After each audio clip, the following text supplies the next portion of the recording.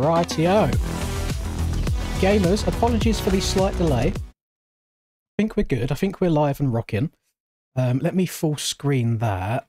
Just need to move a couple things around. That needs to go to there.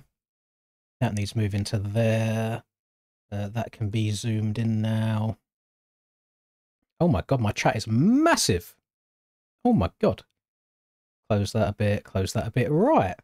Microphone's on. This should all be good. Right, apologies for the late start. I think the gamers have already been qualifying for a while. I am not in there yet for the sole reason that Linda has chefed up a full roast from me. Or for me, sorry. So I was just trying to get it down me as quick as possible. I have not downloaded the gear yet. Thank you very much for the reminder, Pit. I will do it right now. What we got? Mods. Download. Yes, thank you for the reminder. I can get it installed and then ready to go for the heat race. Right, that's being downloaded right now. Okay. Right. We should be good. Should be good. Minimize that, minimize that. Move that, make the chat a bit bigger over there, change it to live. And we're good. We're good. There goes Aiden's stream. What was Aiden doing? Aiden is allowed to stream at the same time as me.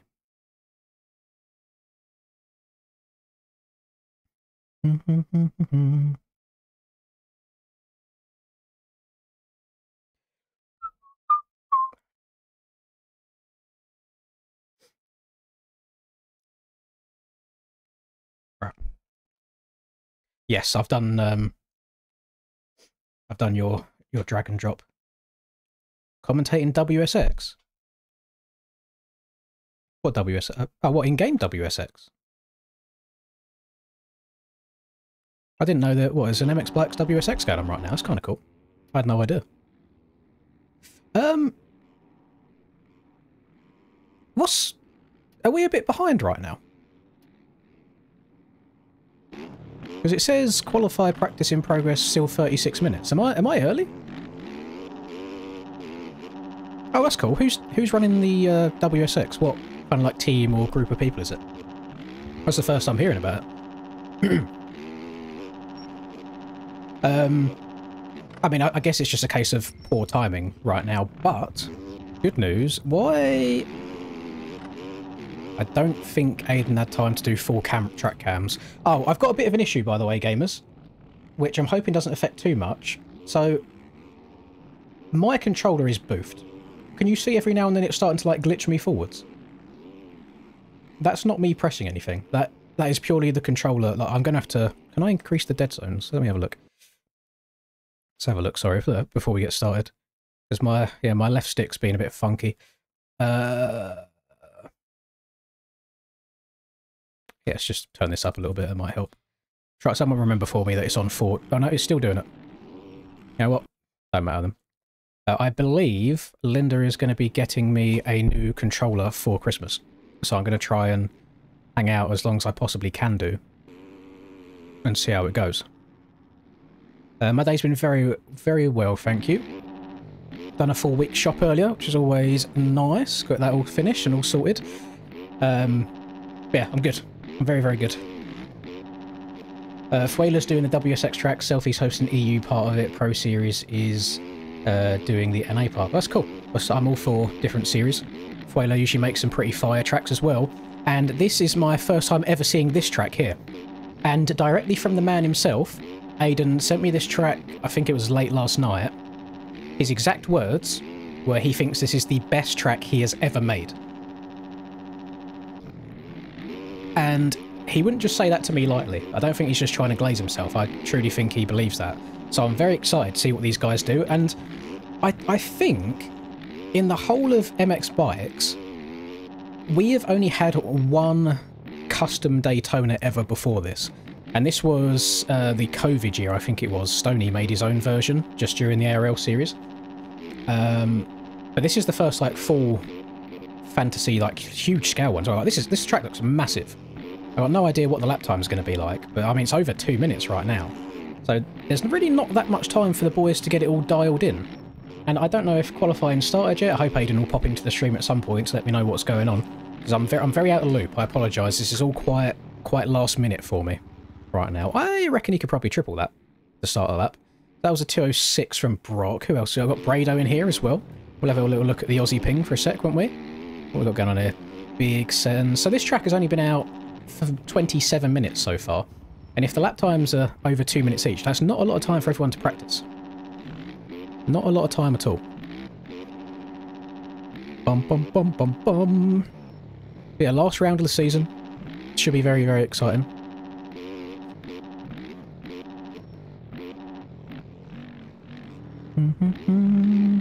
Sorry, just going to try to clear some notifications at the same time.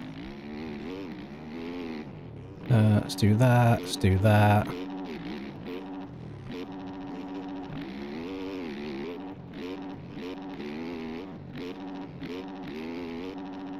Close that, close that, close that. And good. Right. Trying to steam run the first lap. Do you reckon it was good? The thing is, if instead of sitting on board with Brado for a second, let's have a little fly around of the track as a whole. So, we have got finish line double. Do you reckon they can... No, I think you'd be threading the needle for everyone to try and go fast off the edge, and there might be an invisible barrier up here anyway for someone to hit. So, double... Rest in peace, Aqua. Single that. So I reckon they're doubling downside to this. Double here. Double, single. Flat right 180. I think an on-off triple would be good. But I see some... oh, onto the set... Yeah, no, I like that. Onto the second table. And then off and then triple your way through. That's gotta be quicker, like jumping over this big jump here. Unless you can tyre tap it. Oh, never mind. Brock just made me eat my words. That was very, very fast. That's what Brock's done there. Big... Oh my god, those whips look huge. They look massive. Into a little wall jump here, back into another whoop section. I'm pretty sure the 2026 Supercross calendar has a section just like that. And I'm pretty sure I've seen a clip of Tomac on the interweb somewhere practicing on an exact replica of that round. I don't know which round it is, but I remember that off the top of my head. Then maybe a quad in. No, not quite. Didn't get the stretch. He overjumped one of them there. Then round to... This track is so long. Holy, this is going to be a difficult one for these guys to memorise. And we got a little triple. Go around to the right. Very long whoop section into a dragon's back. That jump from here to here, that's going to be so difficult to get the right speed because you're also going uphill just to begin with. That looks so difficult. Into an on, off, maybe quad double, round to the right, double, triple, left. You probably want to go triple through here. And then they'll probably cut across to here, roll outside. Roll. Yeah, that don't look terrible. If you go roll, triple to this, then jump over this wall, and then you could step over this table. Don't know if you'd get enough speed to quad out, though. Have to see. And we've got this another little split here, which I think, again, the right side might be best, because then you can triple all the way into the corner. Over the wall. Double. Do you reckon you can step on from the... I mean, the 90-degree corner is not built up very high. Yeah, someone will step on there. Step on, step off. Triple. Single. Is this a wall jump? It is. Oh, I wonder if people are going to air this out. I wonder. Into a step on, step off, single. Oh, what have we got going on? Oh, there's some very unique stuff here. And I do think that'll be the move, actually, is just rolling this and then going on, off. Round to the right. Big double forward finish. The track looks very techy. Like, very, very techy. That does look difficult. Let me... Brock's top right now, by the way. He set a new world record on his steamer lap. Hello, Aiden. Let me quickly check Discord. Because Aiden might have put something in the announcements. Ah. 40-minute qualifying. Okay, so I was 10 minutes late after all. Yeah, 40 minutes of qualifying here, so we'll let's go check out one of the other servers as well. Stadium does look good, I agree. I'm pretty sure Aiden buys all of these online. And then has to kind of That's right, what's the word I'm after? Needs to make it just like less good quality. Needs to simplify it a bit to make it more MX Bikes friendly.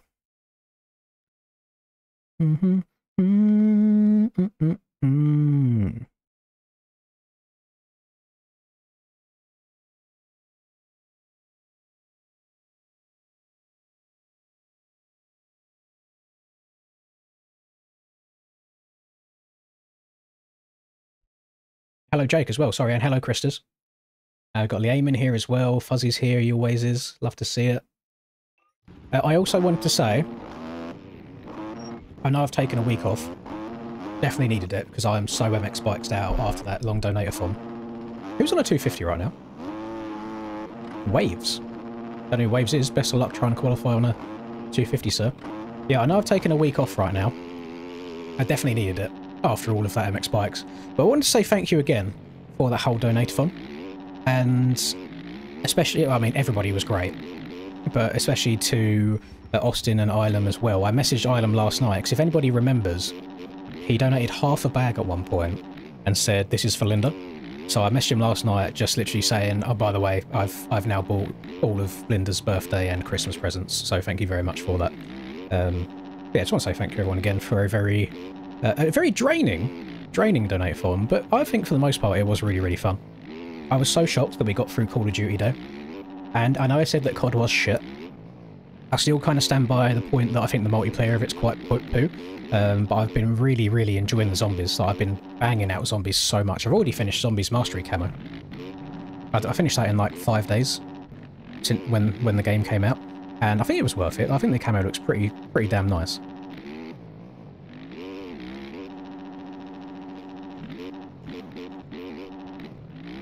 Damn, can we recognise like Brock right now, running burners, and then just rock it up in the chat as well to let us know what the times are at the same time? Oh no, I really like Battlefield. Did I misspeak? I meant Black Ops 7. Sorry, I think Black Ops 7 multiplayer is a bit poo, but I like the zombies aspect. Just right now, I'm just grinding camos. Really, that's what I do. Just grind the camos on COD, and then once I'm all done with that, I go and play other stuff again. So I imagine I'll probably revisit Battlefield at some point. Oh, so the guys are trying to quad off that. That doesn't look easy, because that looks like you have to time that quite well. There's definitely ways that you can overjump and come up short at the same time on that.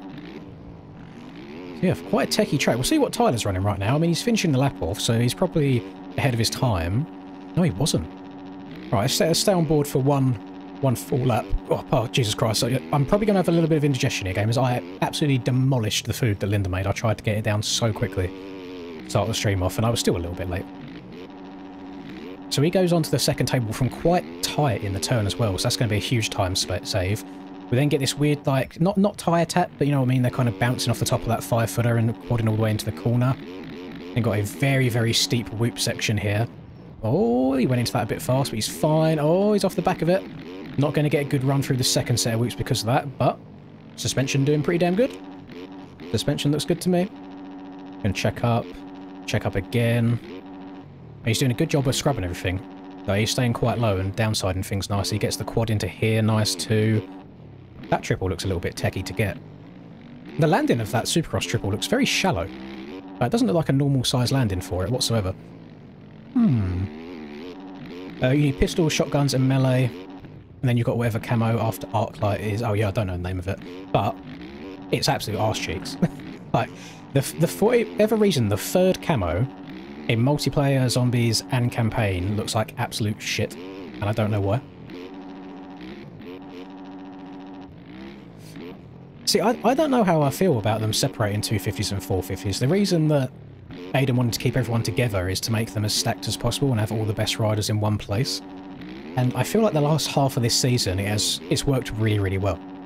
I know that, I mean, people can qualify in on a 250 if you're good enough, but that is the issue, is you have to be nuts on a 250, because there's just so much talent here. But I do think there's been a couple of 250 riders that have kind of made the leap over to the 450 just for this series. But I'm not against it. I'm not against it, you know. I think the thing that we have right now is because there is only one class, the series and the whole night actually progresses really quickly. Like, it's nice and snappy. You can just qualify in heat race 1, heat race 2. Tyler goes at 2:07, so he is still slower than Brock. I think Brock's like a 2:06 flat, something like that. Let's go and hop into Group C. But yeah, the night goes very quickly, as it is right now. Really good. But last night, before Aiden sent me the track, he messaged me saying, do I want to race the final round or will I commentate?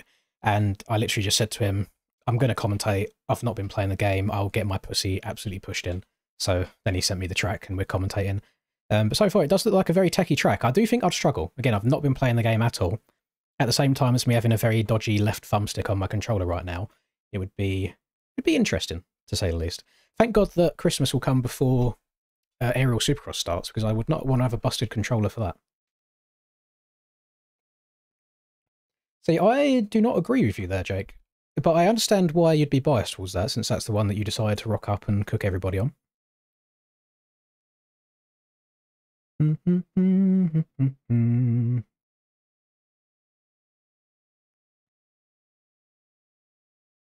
Put some oil in my lamp, keep me burning.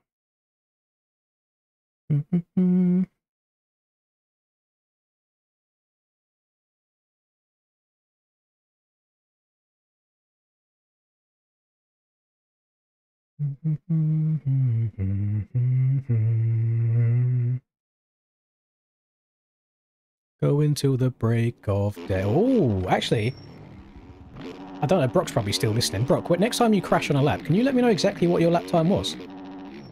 Because Cam is currently on a 2:06 flat as well.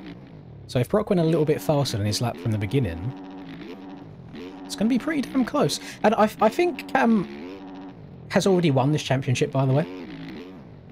Not to be the bearer of bad news or anything, because it kind of does mean that this race is a bit less important because it hasn't got really any championship implications, but still fun to win one of these races all around, so I'm hoping everybody will still be going for it. But yeah, I'm pretty sure Cam has won the whole thing. So Brock's on a 2:05.8, so he's 2 tenths up on Cam right now. Cam looks to be on a bit of a steamer. He made a mistake in the previous rhythm section, but it looked like it actually worked out quite nicely for him. He bounced on top of one of the tables really, really well. Somebody's only just joining the server with 22 minutes left, so that's not ideal. I think it might have been Dizzle. Oh, okay. End of the lap for Cam, so he's going to try and go back and reset and re-go again. Hello, SimRacer. I'm very well, thank you. Hope you're doing good too. Welcome back to the stream. I think Ruts on NSP next year? No, I don't. So for me, I like Ruts on aerial tracks because they have to copy a real-life track plan. So a lot of the time, things end up getting quite one-lined anyway, so I feel like adding some Ruts in there for a little bit of technicality as well. Like, I think the tracks are too simple otherwise. I think it's a good thing for that. For the NSP tracks, Aiden builds his tracks and rhythm sections in a way to where there is multiple viable lines almost all the time, so I don't think it needs Ruts for that reason.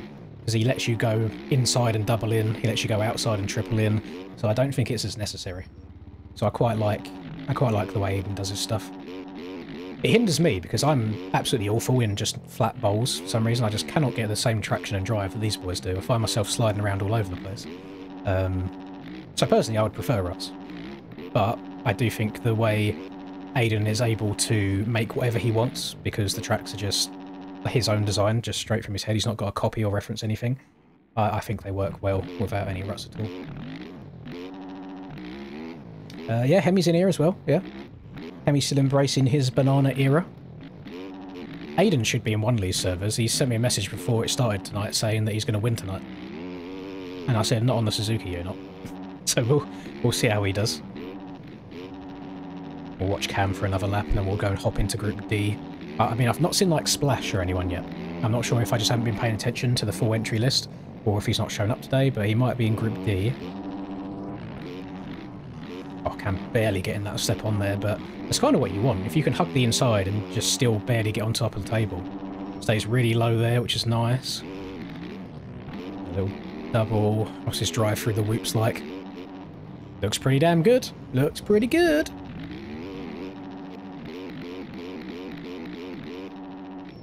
So we watched, I think Brock might be sponsored by him as well. So we watched Brock and Tyler, who I believe are both SPX boys. running their good laps. And now we're here with Cam, who is, I think the whole Motor Academy team is now sponsored by CBS, which is Chase's suspension. He might just be searching for different lines. That was certainly an interesting one there, rolling the single, or rolling the face of the triple. So yeah, we'll see. We'll see who comes out on top today. And I mean, what a track to try and get your suspension dialed for, because there's literally like 3 different whip sections around here. Not an easy track at all. Motor Academy's SPX as well. Who, Chase sponsored a big team recently. Hang on. Let me have a look. Maybe it was Club MX. Oh god, how long have I... There he is. I haven't messaged Chase in quite a while.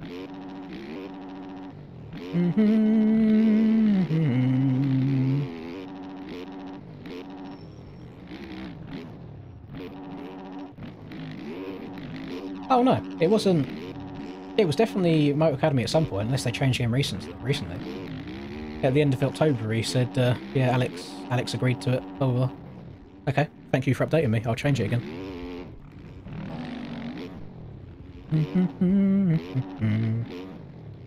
There you go, things changing all over the place. Who's the fastest 450 rider? I really don't know, to be honest. I mean, Cam's been pretty insane at the moment. But there's never really been any race where, under the same schedule, we've had all of the best 450 riders racing each other. We've always had issues of an EU versus NA split, where NA have 5 hours slow on track, EU's got 30 minutes. So different people will do better in different formats. There's people that are faster indoors and outdoors, so on and so forth. There's a lot of nuance to that question, so it's really hard to say. On any given day, if you was to put all of the best riders in the game on the same track at the same time on any track, there's probably like 5 to 10 different 450 riders that could win. So to just narrow one down, I think is quite difficult to do. Bum bum bum bum bum bum. I mean, my own previous like experience of suspensions and like brands and testing different people's stuff is over this last year, especially in this Supercross season, the SPX stuff helped me out loads, and then in the outdoor season I really gelled with the CBS stuff. So that's why I'm not like a one suspension man, because I always find different things work well for me in different scenarios. This is an interesting server. You got Troy, Callum, Chicken, Reese, Gerber's in here as well. Aiden's in it. So basically this is a server full of washed up old men, is what we're saying. Very interesting. You know what, let's watch Troy for a lap. I don't think I was going to spend too much time in this server, but we'll give her a watch. So I've not seen Splash anywhere. He must have been in server 1 or 2 and I just didn't pay enough attention.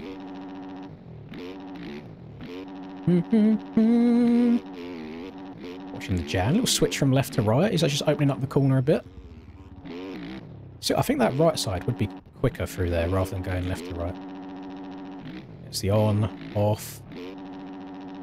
Does he send this, or does he call? Am I calling Troy old? In MX Bikes years now, he's getting on a bit.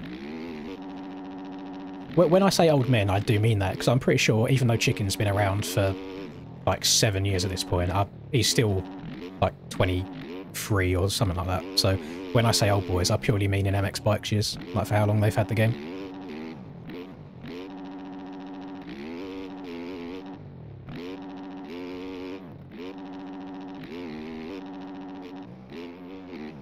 See what the Jan can do. So oh, okay. Commentator's curse. Sorry about that, Troy. I'll stop watching you there. Too much pressure. He's not used to having people watching him. He's used to having like 10 times as many people watching him instead. Yeah, I mean, yeah, that's true. Even Brock's old in MX Bikes years, and I'm pretty sure he still hasn't had his voice crack yet. Or had his voice change. So different people.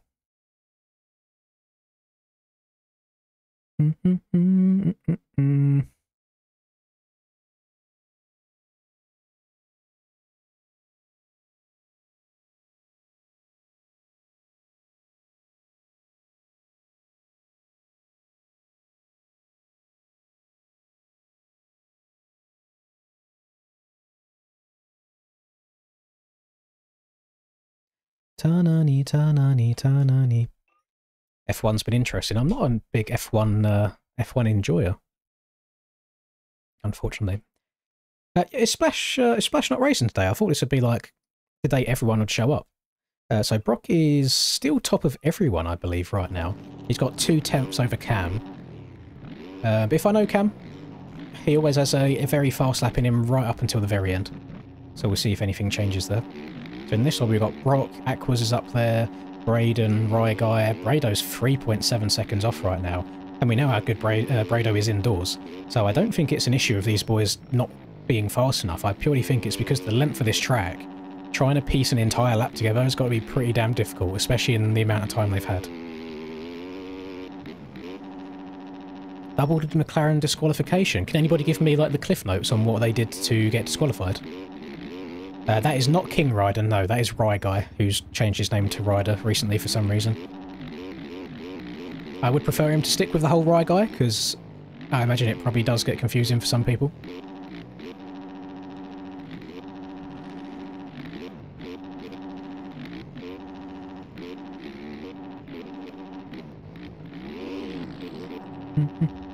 To PC make a difference in bikes? I mean, anytime you can get more frames, it helps. I mean, grand scheme of things, as long as you can get enough frames to match your monitor's refresh rate, that is what it is. Having better graphic settings hinders you, I find. Like, if you can have your track looking like a potato and really smooth, you tend to do better than if it's overly detailed. But it's more FPS that you want to worry about than anything. More frames you have, the more responsive everything is, less like input delay, all that good stuff. Plank was 0.1mm too thin. What if I told you I have no idea what a plank is on an F1 car? And then my other question is, what team complained about them? Well, what team went and measured their plank and then reported them to get them in trouble?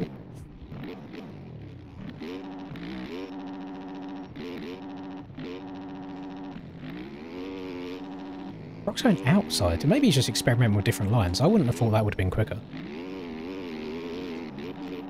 What's this lap going to be? We've got Wheels just in front of him as well. He's gone quicker again. So yeah, Brock is definitely at the top right now, a 2:05.5 compared to Cam's 2:06 flat. Oh, anyone else in here? This is, I don't think this is not a CBS chase at all.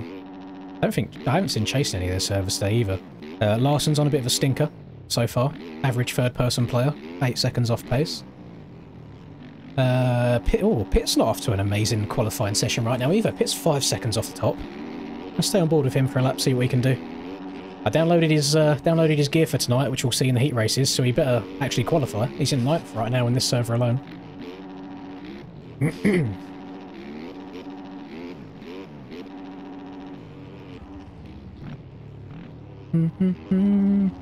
Oh, so it's like, oh, so did they get disqualified at the end of the race rather than they got disqualified before it even started? So it was just like a normal car check over at the very end.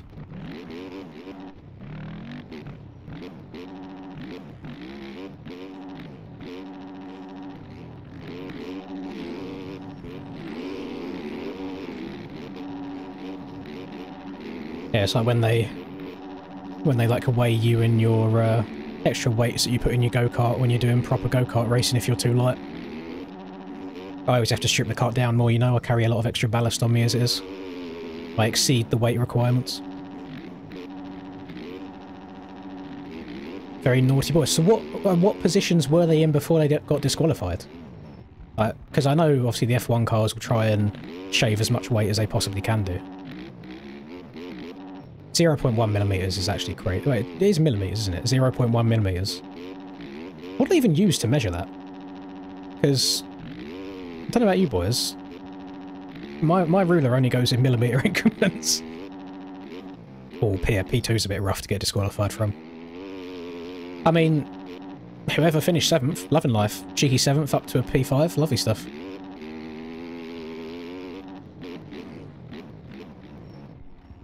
Does look like Pitt's struggling a little bit around here by the looks of it. But I do always think of Pitt more as a outdoors guy than an indoors guy. Oh, he's in the wrong gear. It's not going to give him a good drive. It just looks like, whilst the netcode can be deceiving as well, it just looks like the run through the whoops. To me, it looks like he's getting caught up on each whoop a little bit more. Like the bike's soaking up the whoop maybe too much, so it's slowing his run down rather than him skimming across the top of them. He's getting into them. That triple there looks brutal. Like it sends them so high up in the air.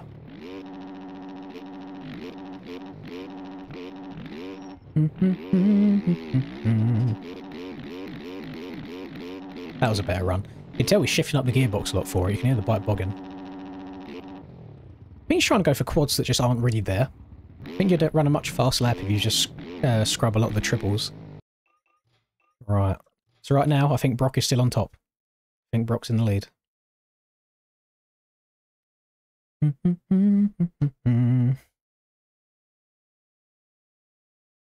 hop into Group B again. Hit the spectacle.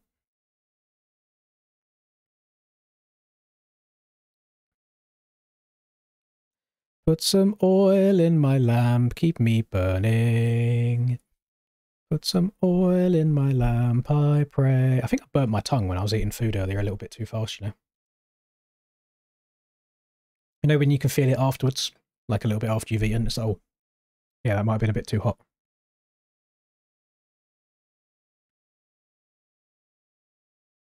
No, there's definitely no splash in these lobbies. Interesting. Brack showed up again today. I'm pretty sure last round was Brack's only appearance, so he's shown up for the last 2 rounds of the year.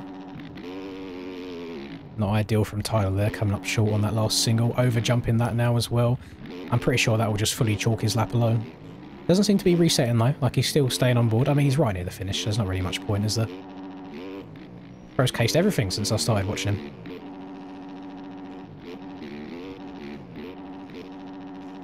Right. Can Mr. Tyler J deliver the goods?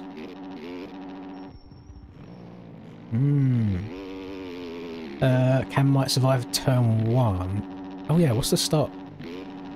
That start looks quite funky. Hang on. Oh. Oh, that's going to bunch up. That's going to bunch up. When you have the both sides of the gate having to come more towards the centre for the first turn. Or somebody's going to end up in this section over here. We'll see though, we'll see. It's a bit open after that. It kind of depends what the collisions are like on the bales and stuff, because people will probably try and get a bit naughty, like trying to go past the white here and hug it really, really tight. We shall see. We shall see. I think the issue that these boys have, including Cam, and like, again, this isn't meant to be like bad-mouthing Cam at all, so it's completely up to him if he wants to like listen and take it on board. Especially now that this race doesn't really matter too much for him, but good advice and practice ahead of 2026. So many of the fast guys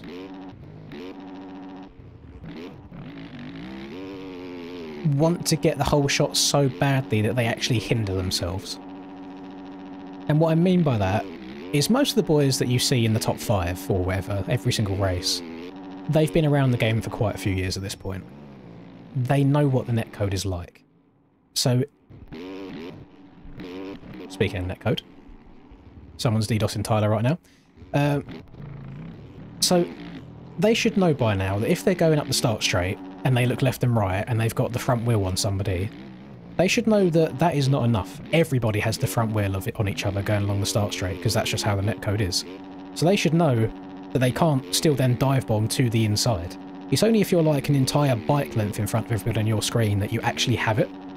So most of the last place starts I've seen from Cam recently are for him going for the start, getting collected by people because they also think they've got the start, and then him crashing because of it. Whereas I feel like because he qualifies so good all the time, he's always got like the worst place at gate 3, if that. You've only got 2 people to the inside of you if you qualify 3rd.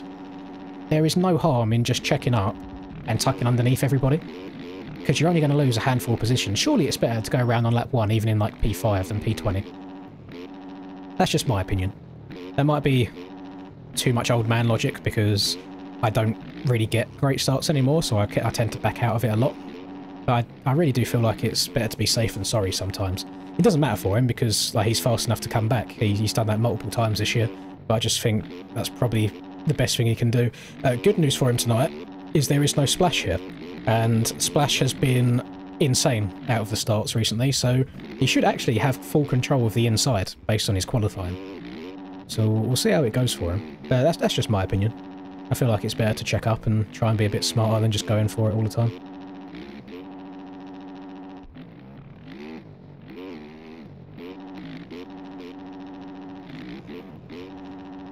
I do prefer that line that these boys are doing, where they jump over that roller. Oh, well, go on. Oh, getting that quad all the way out must be very fast as well. Little wheelie, triple into here. There is possibility for an insanely fast lap around this track. It's just like everyone's struggling to put that final piece together.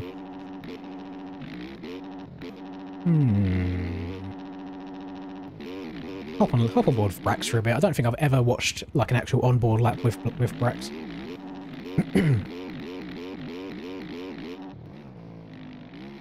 The issue with motocross games, I think, is always just a mental side of things from your competitors. Because if everybody checked up and played it careful, then everyone will get through fine. But it's always because there's a couple of people that just go for it no matter what, that then end up collecting the rest of the field. There's a reason why, back when we go and watch the 2022 Supercross Championship, that I do now and then for nostalgia, before the game took off on TikTok and Instagram and the player base was just a lot older than it is now, the starts were a hell of a lot cleaner. People were so much more patient into turn 1. So I think a lot of it is just a mental thing.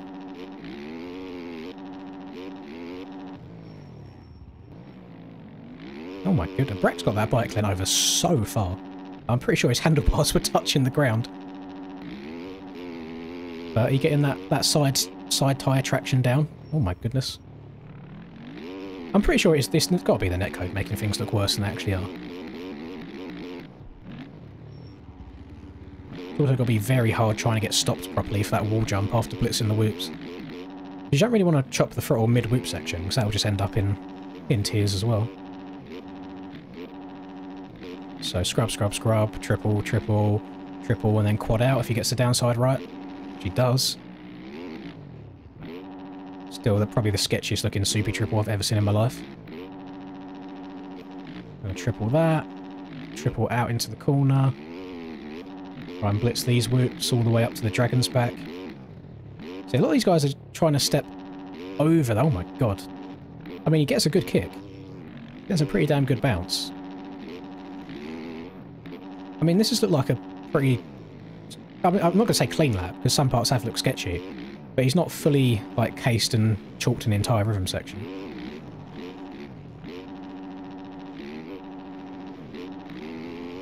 Step over. Yep, quad out. Oh, he's going to come up short. Only a little bit. Still carries a good amount of speed. Uh-oh. Uh-oh. Lap should still count if he can keep it going. He did not lose too much time there at all. So surely this has got to be better. If this isn't better than his 209 that he currently has, I've got no idea what Cam and Brock have been eating for breakfast today. Because this doesn't look like he's lost, what was it, like 3 seconds worth of time. But does like a little bit of limiter in the air though. Oh, he's chalked it right at the end. Hey, did he just go like 1,000th quicker? Look at this number right here change, if you can see it well enough.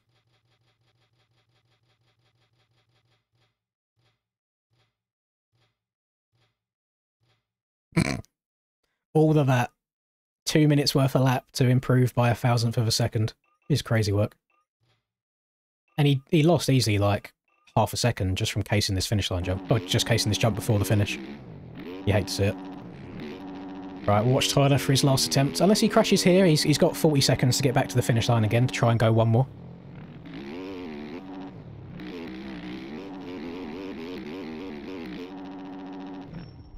See, that looks really, really fast and smooth across the top of the whoops, but again, it could just be netcode.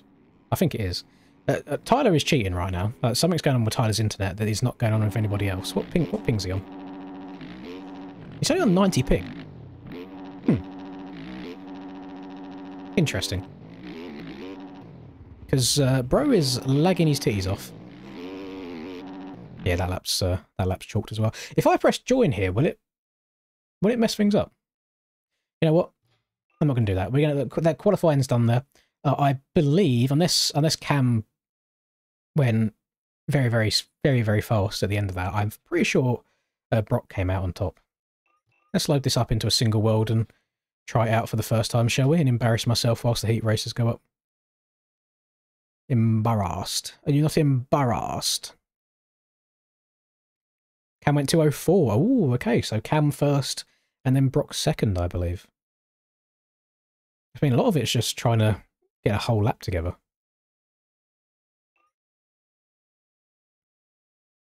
Right.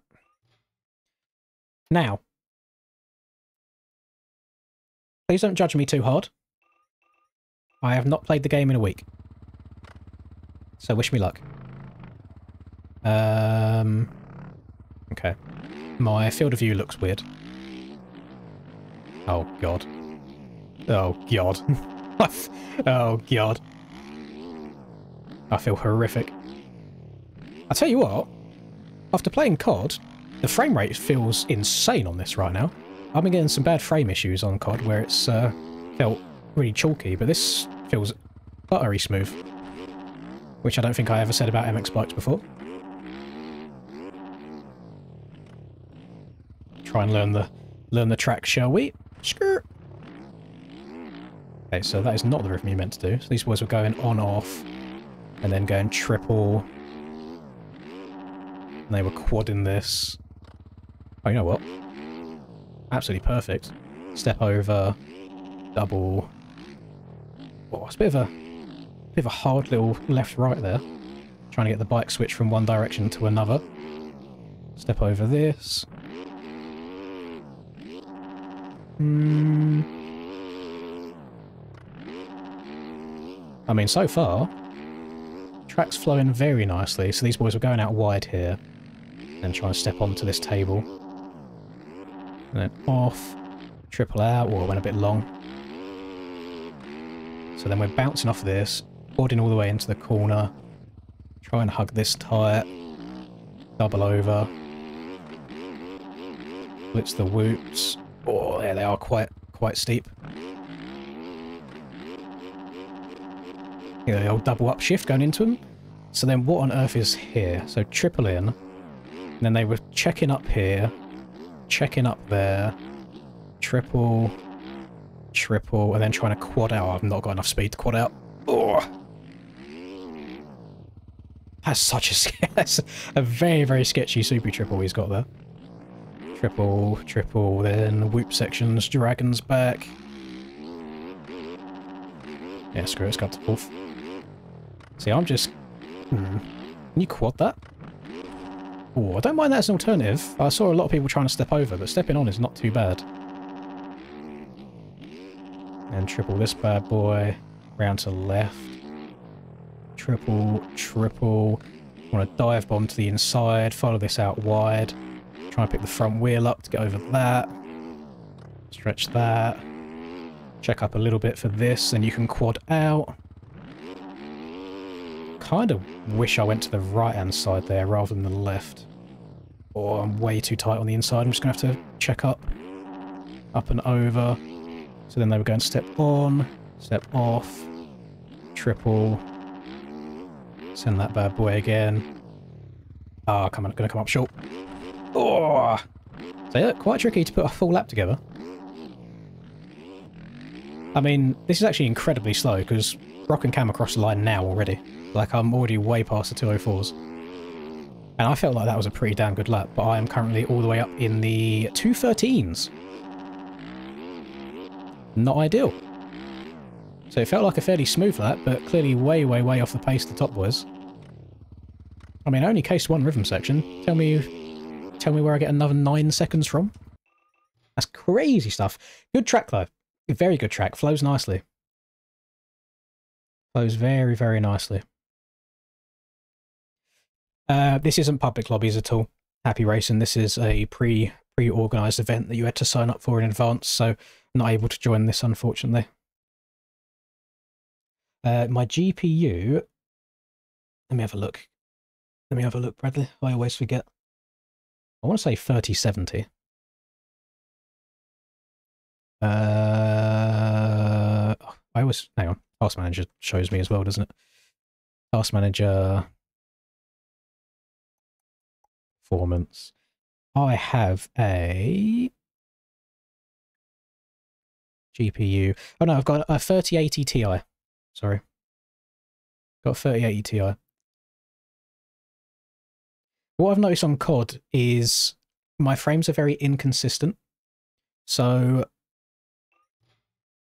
some games, like let's just say within the same session, so I've booted up the game, all the shaders are done that they need to do. I load up in one map, frames are perfect, feels really smooth, and then we load into the next game. It can be on exactly the same map, but the next game the frames will be like quite choppy. And it's not a lag.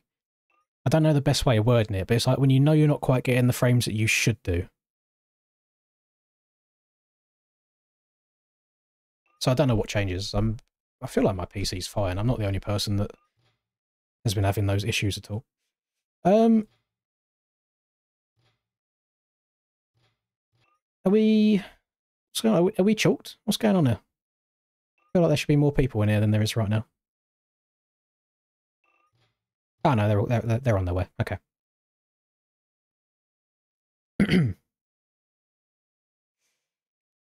A lot better than Miss Spec. I was going to see if Baker's high res is okay. Locked at 170 with 3D. To be honest with you, I would just do whatever you're doing with a high res and a low res, and if people are still lagging their tits off on low res, then it's a PC issue at that point. Like it's 2025. We can't always accommodate the potato PCs and the laptops. Yes, mystery, exactly that. Just weird frame drops. Not every game, but just some games.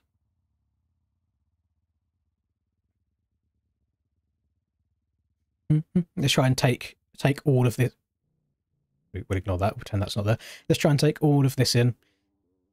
So you got your gate drop, 180 round to... That's a very short start straight, actually. But I suppose Daytona usually is anyway, isn't it? Oh, hang on. The frames are framing as people are joining. So 180 left, back to the right. Very fast roller section, round to the right again. So there's a lot of space there for people to get themselves all spread out. Trying to fit that, there wouldn't really be any other amazing places to put the start. Because like if you put it here, they're going straight into a rhythm section, so that's too much. Put it there, they're either going straight into a whoop section or they got to try and cut out a bit of this track here. So I kind of vibe with where he's put it. Like it does feel very Daytona-y. I mean, they don't really... Is this gap here in real life, or do they tend to like put dirt piles and go up and over it? Based on this texture right here, I feel like Aiden might have cut this out himself.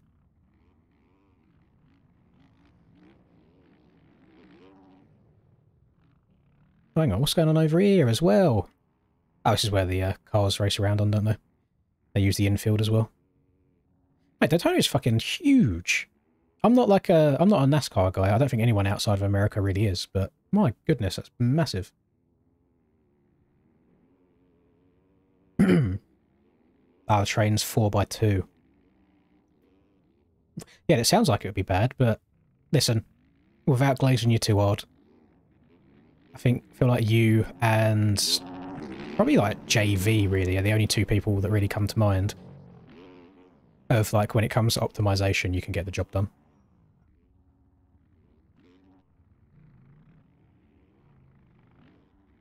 There's not...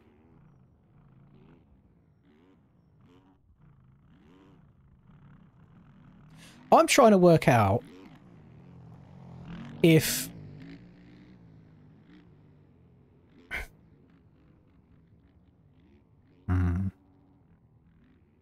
Trying to work out if Aiden has painted the shadow onto this car, if he's gone to that level of detail, or if it purely is a reflection off of off the fence, because it's like there's... No, it must... I think he might have, because surely if that reflection was reflecting like that, that wouldn't look like that there. I feel like it would be cast slightly differently. Or would it? Don't know. Chase, you forgot to sign up. Hate that from you. Splash isn't racing today either. Which is very annoying. This is... But this little like moving forwards and glitching is really like it's triggering me. I'm not going to lie. My controller is very boofed. On COD, where I'm playing zombies, let's say I'm just posted up somewhere shooting them in a straight line. My character will keep walking forwards towards them, and I've literally put my dead zone on COD to 32 to try and stop it happening, and it still is. I think it's the actual controller itself is a bit boofed. What if I pop the analog stick out? Or can you even do that anymore? Oh, you can.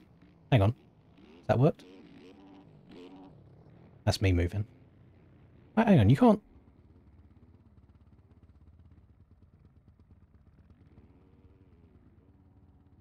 Can you pop analog sticks out anymore?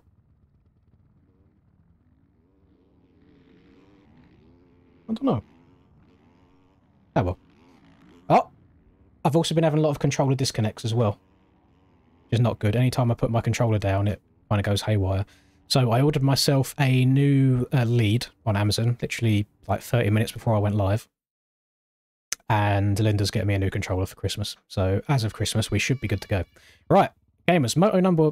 Hang on, didn't change overlay. Heat race number 1. See how it goes. So, we are missing a lot of people on the gate here. We got who chose the inside gate? Fish chose the inside gate. Got Wheels, Rush, Dizzle. Where's Cam starting in the middle? Let's have a look. I have a feeling he wouldn't have chosen that naturally. To me, I think Dizzle's in the perfect gate.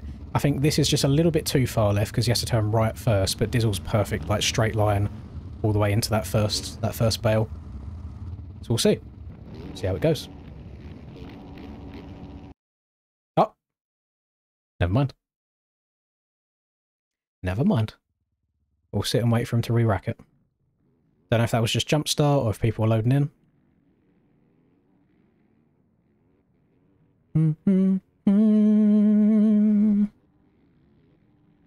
Oh my god, Daytona National Speedway.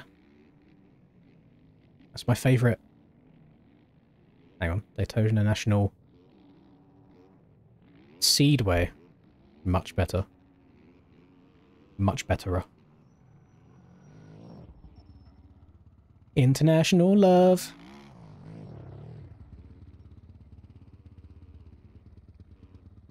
Big Dayton.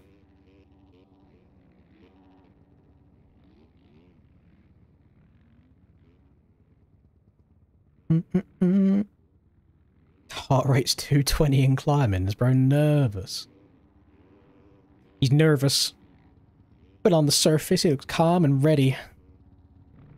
Oh, do I just say fuck it and hop in? Fill up a spot. Steal somebody's heat race spot. See if I can make it through with my 1 lap of practice. And my 9 seconds off pace lap time.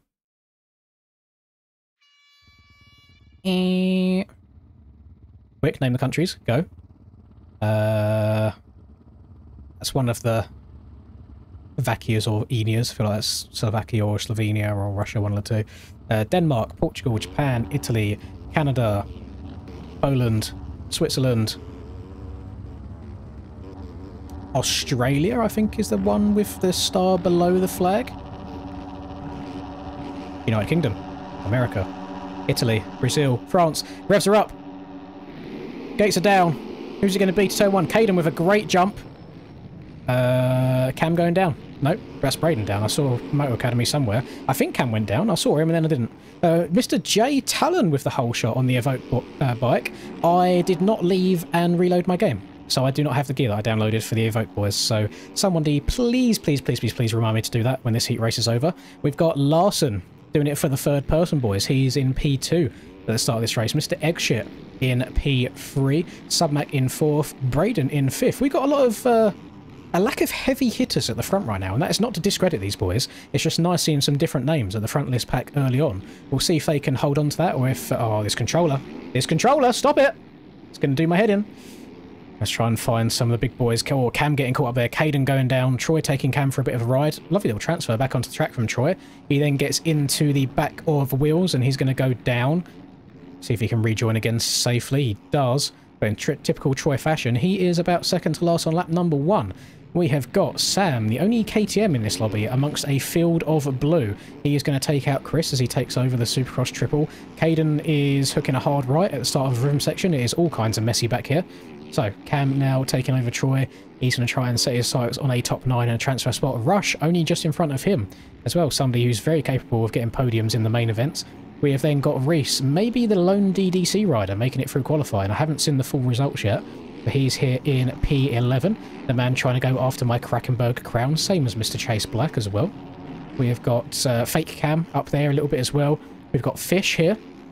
Fish going to be looking to try and get himself through. He's actually in 9th place right now. Over the bars. Commentator's curse. I'm so sorry, Fish. And then JS7 jumping into the back of Brax. 2 times, actually. This looks like a very, very difficult table to get over. All these guys kind of jump into the inside, trying to apex the turn, and just not quite getting a stop turn and going again in time. Fish going to go down again. He's not had a great couple of corners. Cam getting that step onto the table, barely. Still getting low, making up a lot of time. Just going to capitalise on everybody else's mistakes. Some of these guys still trying to go for that quad in. Troy choosing not to.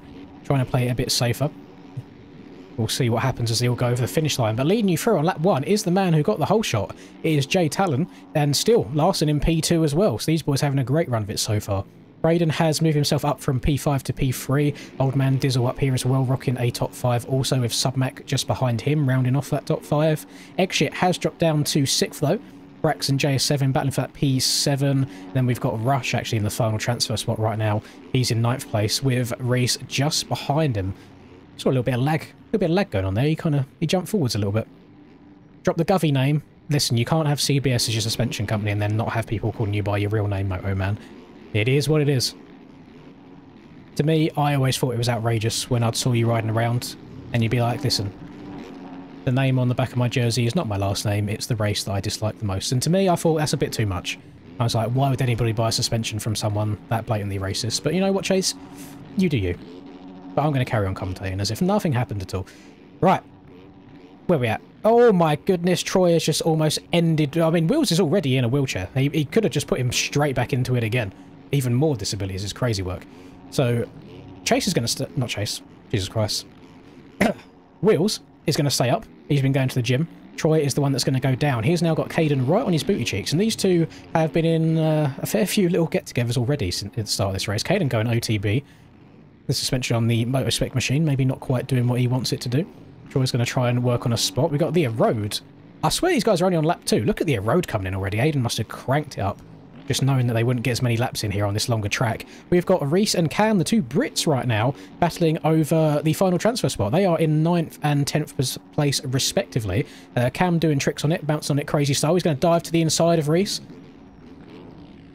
Can we check Cam's tyre pressure? That thing must be hella deflated. Look at the drive that he got. Straight line speed. Just caught all the way up to Reese there. Sliding into the inside. Someone do a PC check on Cam at the end of this race, please. Bro's getting way too much grip for my liking. Will's going to work his way past Rush. Rush making a fair few mistakes, actually. Not vibing with the track so far. Submac was up there very early on. He is dropping outside of a transfer spot right now. See if he can remount and get things going again. But Reese and Cam back to it. Cam going left, so no, everyone falling into that right-hand side. Cam coming up a little bit short by the looks of it, so Reese is going to get a little bit of breathing room for now. Again, that is still the final transfer swap battle. I kind of want to stay on board with it and see how it goes. Dizzle's been dropping back a bit. He was up in P4. He's now in a bit of a scary position with a lot of fast guys right behind him looking to try and take that spot. Have we had a lead change yet is the question. Let's go to the front. We have, indeed. We have got Braden in the lead. Maybe the first laps he's led so far this year, saving it until the last round. We've then got Jay Talon back there. Look at the road going into this corner already. These bikes are going to start getting stood up quite a lot as the suspension compresses. Reese has made a good amount of distance on Dizzle already in a short amount of time. And again, hopefully Reese has got his look back button unbound, because if that was me, I'd be looking over my shoulder every time. Eggshit and Larson getting together, and then Larson just kind of driving into the back of Eggshit there. He definitely had another 90% of the track on the left to avoid him. Gets into the back of him again. Eggshit sliding out. Doesn't go down again though, which is actually going to move everybody else up a position. So whilst Reese has lost a spot to Cam right now, he gained 2 over Eggshit and Larson, so he should be sat in P8 once timing all updates. and then that should move Eggshit into that 9th and final transfer spot. But look at the battle we've got going on here. One mistake from any of these guys, and they are going to lose a handful of positions. Wheels getting into the back of Larson now. Larson does not care about that handicap sticker. He'll stick it to anybody in the lobby, and does it so beautifully. Oh, Reese coming up very short, gets a full boner air on the go, and then he moves over to the left side. I do have to question that a little bit. I mean, Rush couldn't go anywhere there. Rush was already in the air. Nothing he could do. Larson is going to leapfrog another 2 positions, though, and I believe that does move Larson up inside that top 9, and Reese outside of a transfer spot. You hate to see it. MX Locker is now sponsored by CBS, so Mr. Arthritis Man Dizzle is rocking CBS now. Lovely stuff. I'd be lying if I told you that I'd seen MX Locker even in the team name before, but thank you for bringing it to my attention. So there you go. Clearly the CBS suspension not doing wonders, as Bro can't even get going again on a flat track. Yeah, just not the best time, you know? Not the best time.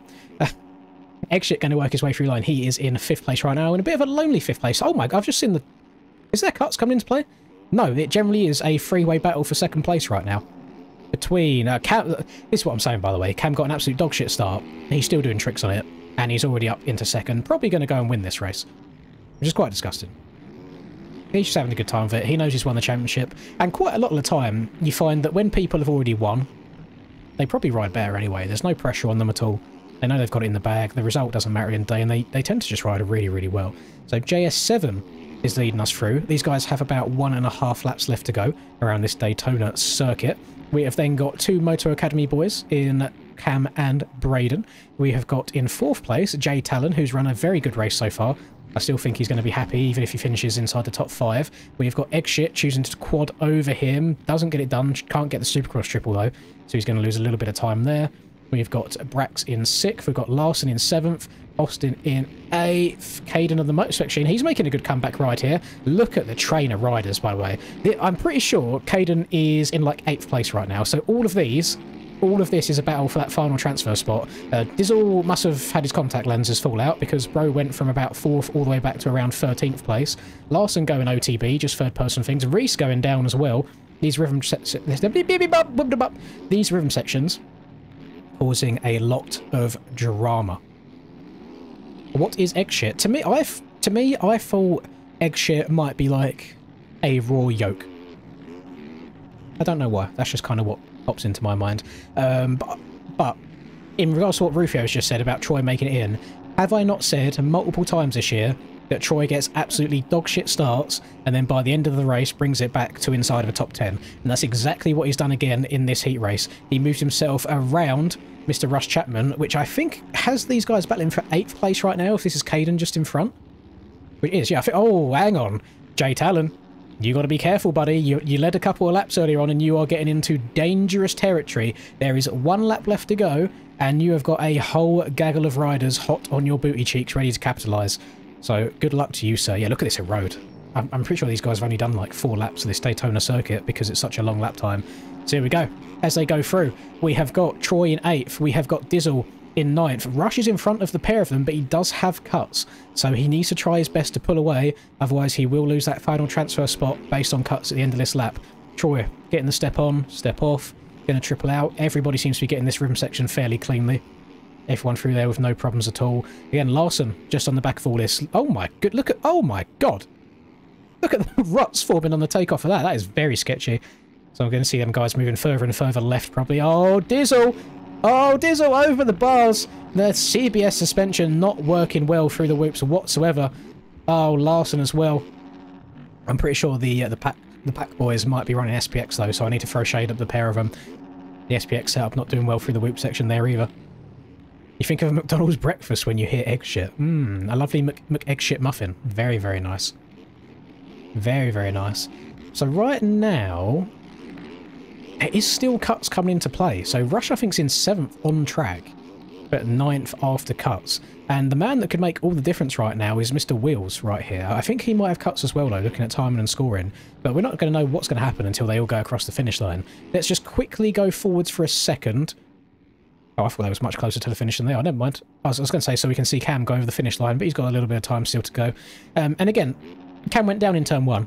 He's now 7.5 seconds clear of the rest of the competition. Make it make sense. This analog stick is going to get thrown across the room at this rate. Rush making a mistake is going to let Jay Talon go back past. And again, Rush needs to get a move on because he has got company right behind him. The cuts could come into play. I got no idea what's going to happen. Right, now we can go and have a watch as Cam should be going across the finish line right now. There he is, still doing tricks on it. Over the finish. Cheeky front flip for the fans. Still lands that as well somehow. I have no idea. So Cam wins that one. JS7 is going to come across the line in second, which means Braden must have made a mistake in the last few corners. He's in third. Let's have a little battle low going around into these last couple of corners. No one really close enough to make any aggressive passes just yet, though. Again, cuts could come into play. Troy's across in 7th. Rush is across in 8th. Brack's in 9th, and that's it. Brax will round out your final transfer spot. Pretty decent heat race there. Lots of battling going on. What kind of noise was that? That was me channeling my inner Scatman when I get tongue twisted. I hear the bibbidi-bobbidi, bibbidi-bobbidi, bibbidi-bobbidi. Restart my game. Yes, thank you. By the way, my hands aren't on my controller right now. This is the dead zone doing crazy work. I'm literally fighting my dead zone the entire night tonight, trying to fly around watching. There is generally nothing I can do about it. Because I don't even think it's dead zone. I think the controller itself is literally pushing me forwards. So even if I put on a dead zone of like 30, it's still... Actually, should we try that? Settings. Does it still move? Might be alright.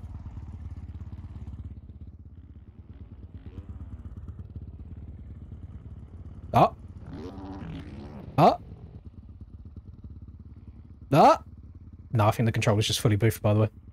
I think the controller's just gone. I haven't got any controllers that I can use to replace it, unfortunately. So we're going to have to tough it out today. There you go, top 9. Cam, JS7, Braden, Eggshit, Caden, Jay Talon. Caden had a bit of a stinky start, but he came back to a top 5, which is a good result for him. We've got Troy in 7th after a bad start as well. Rush in 8th. Brax in 9th. And then Will's just missing out there. He ends up 10th overall. Yeah, I'll restart my game as well so I can see everybody in Heat 2. Ba ba ba ba ba ba ba. Callum said he's winning this by 20. Don't know about that.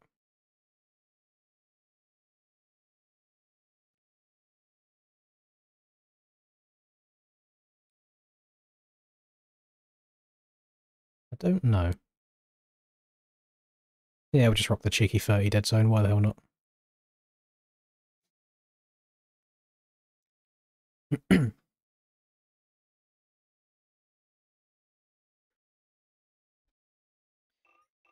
Cause we're gonna bop, bop, bop, bop to the top. Sip and slide and ride that. There we go. So why is my game not appearing? Ride that brick bum, stump, stump, stump. Do the rump and strut your stuff. Long tracks are interesting because if you cross the finish line with, let's say, like 2 seconds left to go, you still have an entire... You basically got like 4+ minutes worth of racing still to go in those last 2 laps.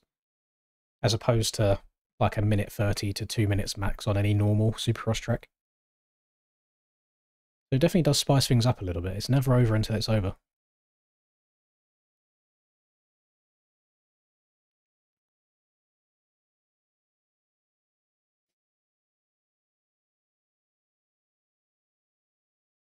That's another good point as well when it comes to fuel. A lot of these guys might have the perfect amount of fuel for a normal length track. But again, you do have to kind of go into it thinking, oh, there is a potential that I have to do an entire extra 2 minutes of riding at some point with an extra lap. So maybe put in another half a litre or so just to make sure you make it to the end. So in this one, we got Tyler, Brock, Chicken qualified through, Big W. The only race that Chicken's appeared for this year, actually. Daytona, saving the best till last. Neon's in here. Callum says he's going to win by 20, although put some ones in chat if you think that is absolute bullshit. And he finishes about 7th in this heat race. Rye Guy's in here. Pitt's in here, actually. So let me see if I can see Pitt's gear. Is he in the pits? He is. Oh, there's a sneeze coming. That's my microphone still picks that up. I'm so sorry. Right. Oh, we've got 2 banana bikes in here as well. We got Aiden and Hemi both in here, which is very, very cool to see. Let's see. Where's the start? Can I see Pit? No, that's Ryder. That's Tyler. That's Neon. That's Pinky. Right.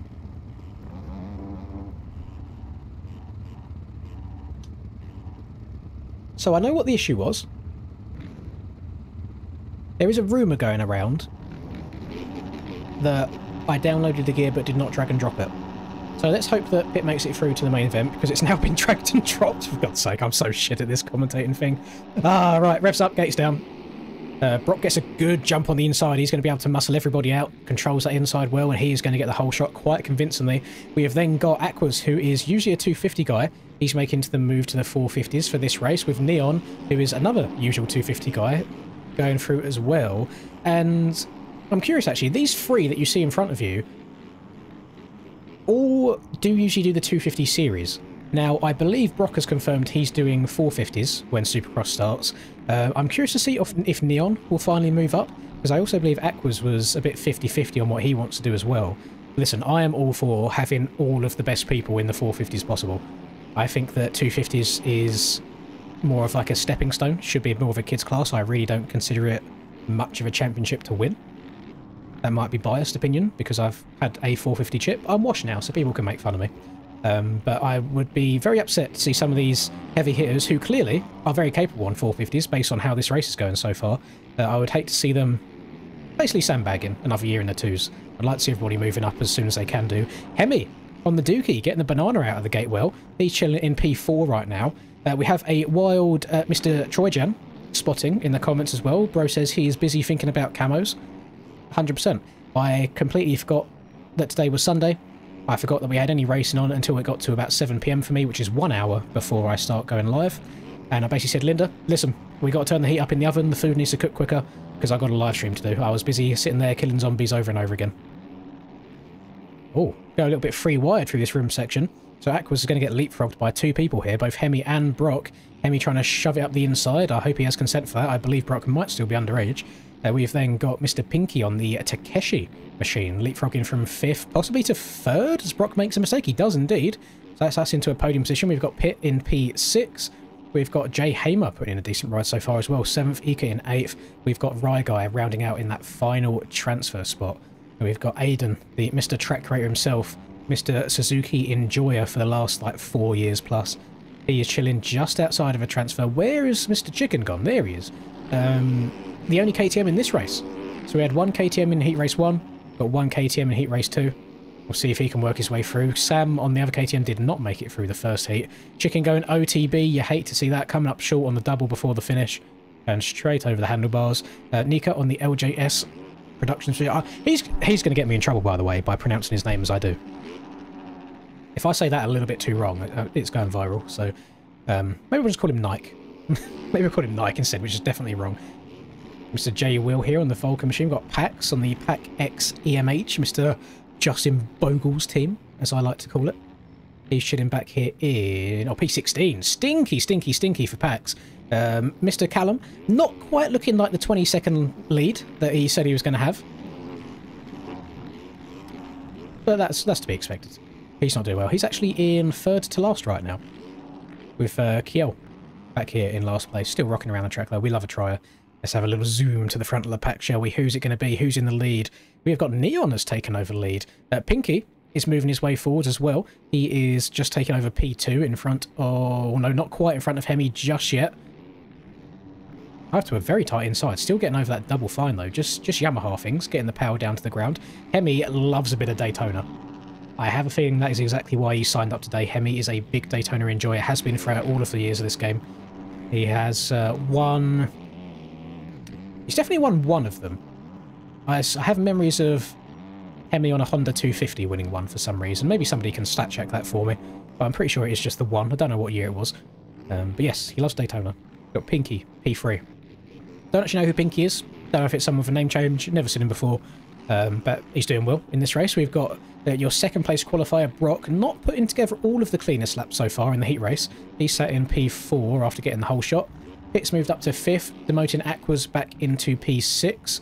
We've then got Jay Hamer airing it out, got Ryder airing it out, Aiden choosing to play it safe, take them backup lines as he always does. And he's in 10th right now, just looking into a transfer spot. So we would love to see Aiden working his way through to the final race of the year of all these tracks that he's built himself. And I feel like we need to take a second to glaze. There has been a lot of very, very enjoyable tracks this year. Especially, for some reason, the back half of the season, the tracks have felt a bit more like old-school DDC tracks, and I think a lot of people really vibe with that. So I'm glad all of the top boys have been showing up on a weekly basis and putting on a good competition, a good show for you guys to watch as well. And you can see, like, oh my god, Ryder getting into the side of Ika there, both of them going down. See all of the alternative lines Aiden's taking. Oh, that suspension, she's swapping. Hold on to it. He does, he gets it all the way through. When I tell you the weird setup this man runs on that Suzuki, he has 0 swing arm length and 20 fork height. I have no idea how he makes it work, but he does. He works his way around the track, no problem at all, hits his marks, never tries scrubbing too low, just gets through, nice and consistent, and he's going to carry on trying to work. Can he get that quad out? Oh, he does. Can't get the triple though, he's going to have to roll and double. Jay Hamer coming up short though, so he will get the pass made, which is going to move him up into P7. So back to lead is still Neon, out in front with quite a good gap right now as well. Brock has worked his way up into 2nd. We have got Pinky sliding up the inside of Aquas. We've then got Hemi must have made a mistake, so he was in 2nd earlier on. He has dropped back to P5 right now. Pinky...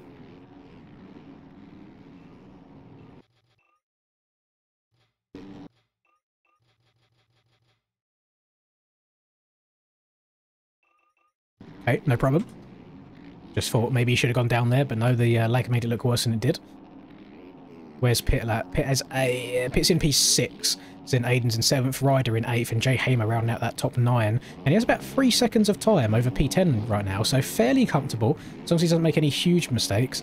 Pinky and Hemi kind of getting into it with each other there. Pinky and Aqua's choosing to stretch out the quad, both getting it pretty damn clean. Hemi taking the alternative line, which comes pretty good by the end. He will control the inside, but not able to make it stick at all.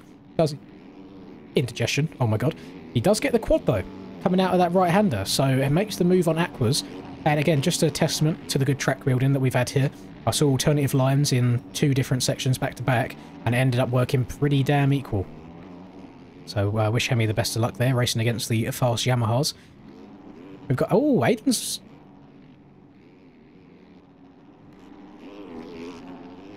I don't know what's going on here timing-wise. I feel like there's a lot of cuts coming into play. But we've got Ika here, who says he's in 9th, but Tyler's behind him. I completely forgot Tyler was even in this heat race. He must have had a really, really bad start, because this is the first time I've seen him all race long.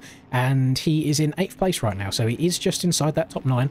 He's doing enough that he needs to do to get through to the main event, but he's going to have quite a stinky start gate by the looks of it. And I just want to take a second, look at the ruts that are starting to form on the face of these whoops. No wonder we're seeing people's back ends stick out. Like, if your back end gets... but just to the side of this rut, you are swapping the rest of the way through that section. Look at that. This is going to be Glaze Aiden night, by the way, because not only have we had some amazing tracks so far this year, like, the way he rides is just so much more reserved than everybody else. I feel like Aiden rides how I used to ride, before everybody got disgustingly quick and I had to try and keep up, and then I just keep crashing all the time. Just kind of hitting marks every single lap, not doing anything fancy. Not really scrubbing too hard through the rhythms, just hitting where he needs to hit. And he is the pioneer for those Suzukis. Catching all the way up to banana number 2, actually. So we do have bananas in 5th and 6th, which you probably would go a lot of races back to ever see two Suzuki 450s being inside the top 10 in a 450 heat race. Like, that's been a very, very long time. Callum has hit the retire button. So, not quite the 20-second win that we was promised, which you hate to see. Brock and Pinky still in this out. Brock comes up short. Pinky gets it good enough to where he's going to get to the quad. Going to check up and just slot in behind Brock. Brock is going to gain a second of cuts there, though, going through the bales. Don't think it was intentional at all. Just a little mistake, but he is going to be penalised for it. Pinky trying to go up the inside. Does anybody have any background information on this man? Because, again, I've never seen him before. I don't know if it's a recent name change or if I need to bust out the old Steam check, you know, check the owls and all that good stuff. Maybe he's an Oceanic player. No idea. Think he's been around. He used to own. Oh, okay. Wait, we do still have Ashika riders. They've just changed name. Still, you have to see it. If there are any people in here who don't enjoy a nice ripe banana, what's wrong with you? You gotta love to see it. These I can't understate enough. If you guys are newer to the game and you're just one of them people, it's like, what's the fastest bike? Everyone's like Yamaha 450, and you just ride that. Go and ride a Suzuki 450 on a kind of difficult supercross track, and you will understand the kind of pain and suffering that this man puts himself through on a weekly basis. You do not have the power to make mistakes. You have to hit everything perfect all the time, which is not easy to do in this game. Not easy whatsoever. Mr. Tyler J, still trying to make some more forwards progress, try and give himself as good of a gate selection as possible for that main event. I think he's just moved up into P7, maybe? I mean, Aqua's right. Aqua has a lot of cuts. It says he's behind the two banana bikes, but he's not on the track. Pitt trying to hold on to this P4 position as well. We should then have Brock a little bit further up the road in third, which we... Somebody just riding backwards.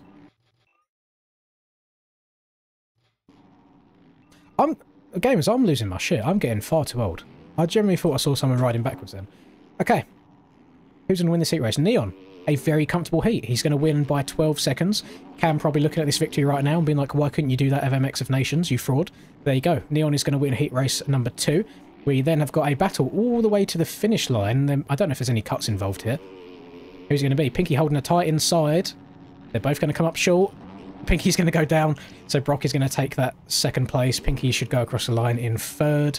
Only just though, like Brock did have cuts. Aqua's going to go down and lose the position to pit over the line. My controller is still going crazy. I'm so sorry. Aqua losing 2 positions though on cut. 3 positions on cuts at the end. So he's going to go from 4th all the way down to 7th place. So that means we have 2 Suzukis inside the top 6. This is one for the history books. I don't think you're going to see this for a very long time. But W to the two banana bike enjoyers. We then have Aqua's in 7th. Tyler making it inside that top 9. He still is not going to have a good gate selection whatsoever for the main event, unfortunately. So he's in 8th. And then Jay Hamer rounds us out in 9th. And then everybody from Rye Guy all the way down to Mr. will win by 20 seconds, aka actually gets 20th place instead. Mr. Callum on the Moto Academy machine. And I will restart my game again. Thank you very much for reminding me.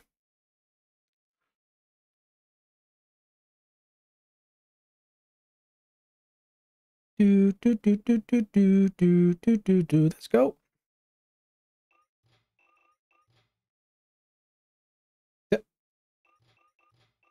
I don't think I closed my game. I think I just left the lobby.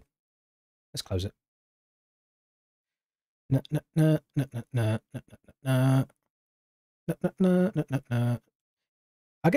feel like my hours last 2 is probably still quite bad, isn't it?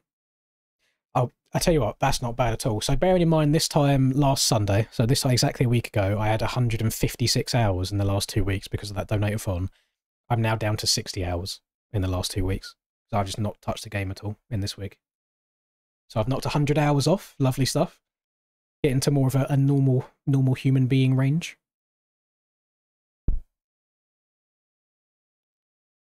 Now, I don't want to speak too soon. We've had a lot of very entertaining LCQs the last few rounds. So I'm hoping, praying, that we get some more action against A. Put some oil in your lamp. Keep it burning. Right, multiplayer. NSP. LCQ overlays on. Race is not up just yet.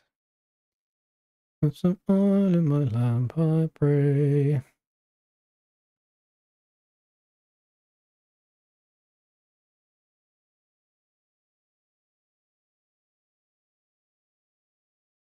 Brada says Brock don't take out Troy again, let's race clean. Did Brock take out Troy? When was this? Is there some hidden beef that I need to be aware of? Because whenever I get in the commentary booth, I love hearing about all of the on-track drama. Love it.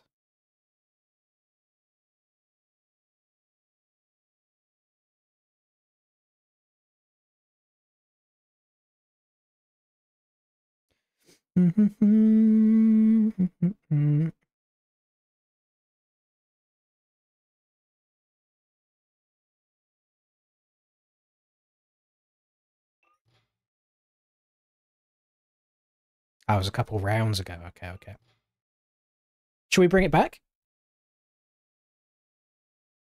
Because I hate being involved in beef myself, but I love, like, starting it for other people. I think it's amazing.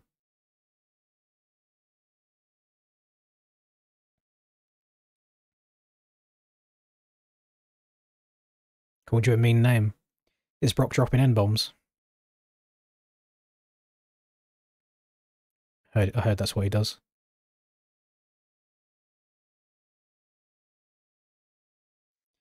That's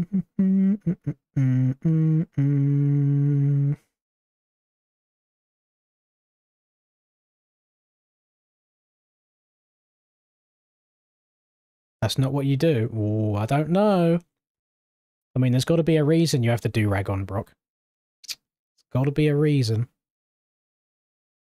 I don't know if it gives you the pass, though. I don't know if you can just drop them left and right like that. Right. I mean, still a good, like, some good people in here, you know. Only 4 positions for him to do it in.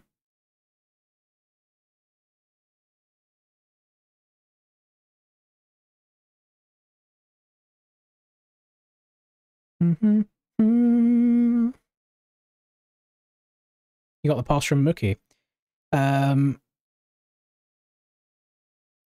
Thoughts on Malcolm's Paris performance, by the way?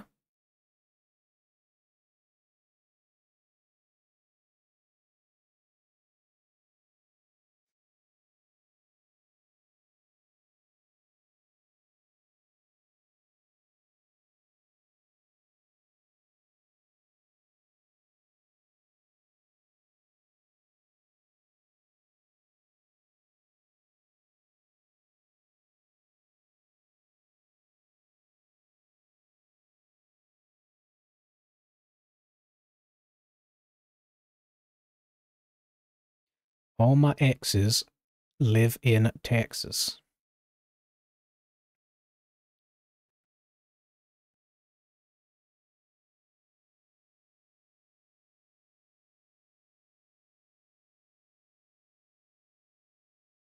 So in this LCQ, we've got the sea of blue again, and then it is just broken up by the 2 orange bikes of Sam and Mr. Chicken. Now, Chicken is a veteran of this game, and he also knows that because he's on about 300 ping, let's have a look, 221 ping, he knows that the collisions don't usually go his way. So what I guarantee you will see him do is he will line up as far on... I've got something in my eye, I'm sorry. He will line up as far on the inside of the gate as possible. He will let everybody go, and then he will just try and sneak up the inside. Is it gone? I think it's gone. I think we're good. Mookie winning 2026, the whole thing. Listen, I know the Lawrences are on stock bikes, and they didn't look like they was gelling with setups all night long. But not only did Mookie win the races that he started out in front in, he also came back from like P6 or whatever, past everybody, including Mr. Multi-Time Champion Cooper Webb, and disappeared and still won. So Kanye West was right. The ninjas really do be in Paris. Mookie was out there. I love Mookie as well. I was so happy when he finally got that win at Tampa. So it made me very, very happy to see him doing so well in Paris.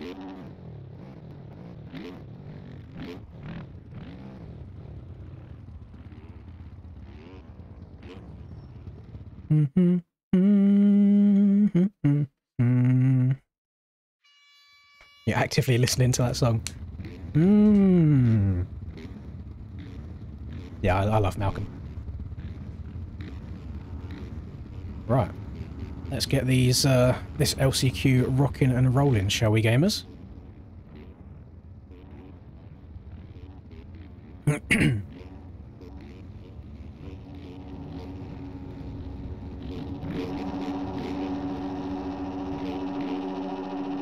Revs are up. Dizzle on a tight inside gate, so is Larson. Gates down. Reese getting a good start. He does get collected though, unless Piboso netcode? No, he's fine. So Fish is going to get your whole shot, and Reese is going to leapfrog all the way through to P1, so a great start from him. He does pussy out stepping onto a tabletop though, which is an interesting decision. Doesn't get landed on, so that's fine. So right now it is Reese, Fish, Miles and Colin in your top 4, with Old Man Dizzle just on the outside. He's going to go outside of the track almost, going through the bales there. Keeps her up on 2 wheels though. Ryder, and oh my god, Chase getting a great drive through that whoop section. He's going to pass 2 people at the same time, then gets a shit drive through the second set, and they both go back past him again. All closing up into this corner. Ryder getting caught up in a bit of chaos there. Chase getting caught up. Dizzle messing up the rhythm, unless that was just netcode. Submac trying to get on. He's going to go down. Not a good spawn at all. Oh my god. Oh my god. Pings all over the place. Ika getting caught up in it. Mr. Chicken. I'm in a building. Help me. Mr. Chicken going to try and leapfrog his way through. So he is currently... Where do you reckon he is? About 8th? 7th? 6th? Oh, I went to the store with Linda earlier to get like the weekly shop. I shit you not. She was there looking at the broccoli. Like getting some broccoli. I look over my shoulder because I hear an annoying child talking. The little cunt generally just goes 6'7". Out of nowhere. And the rage that I felt within me. I'm pretty sure I curled up my fist in a ball. I hate it so much. So much. Anyway, back to the racing. I might hate it more than Skibbity. I really might. Right, Fish. Still in the lead though. Really good start for him on the Genesis and SLD backed machine. We've got Colin trying to step on past Ryder. Does come up short though, so he's going to lose that time back. He's going to get a little bit back here from doubling out. No, he's going to check up, but he really should have utilised that speed from doubling out, trying to hit the quad. Has Dizzle forgot to put his glasses on? Like, I know he's getting old, but... Like, I've seen him... Dizzle? Dizzle? I mean, to be fair, where he couldn't really join anywhere else, but... It's an interesting track re-entry. Probably would have joined at a bit of a shallower angle than that. Wheels hitting tricks on it, bounce on it crazy style in front of Chicken as well. These guys are currently battling for a P12, so not quite the top 4 that they're needing. Let's have a look at this top 4 though. So Fish still in the lead. We've then got Mr. Rye Guy, aka Ryder, on the Motor Academy machine. He is in 2nd place right now. Just missed out on qualifying through the heat race. He got 10th. We've then got Chase in 3rd. We have then got Mr. Ika in P4. And he has got Brado all over. But I don't think I've actually seen Brado on the track tonight other than in qualifying. So he must have had a hella stinky heat race. So he's just on the outside looking in. And to be honest, if you're Ika, don't look over your shoulder. Because Brado is very good at this whole Supercross thing. He went like 6 races. I was about to say 6, 7 again. The number 6, 7 seems to come up so much even without trying to. I think he had about 6 main event wins in a row last year. So he knows his way around a Supercross track. He's now going to move his way past Ika.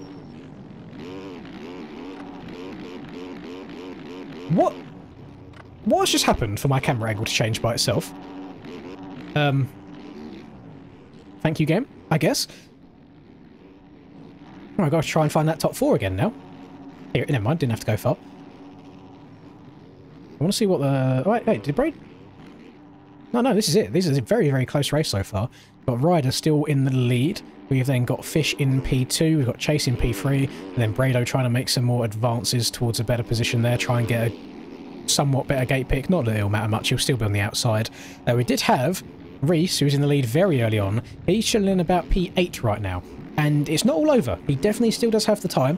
They've got just under 3 minutes plus 1 lap left to go in this. So depending on when they hit the finish line, there could still be 3, maybe 4 laps left. We shall see.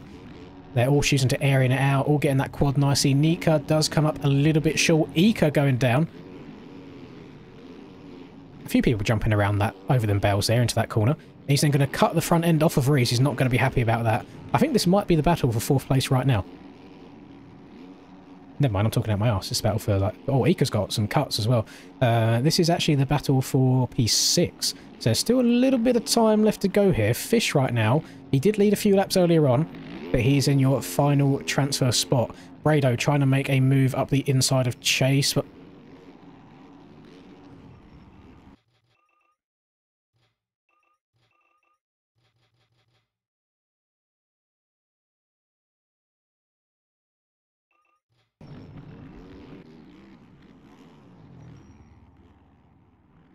Some interesting line choices going on here today. Everyone choosing to be a bit naughty on the insides of corners.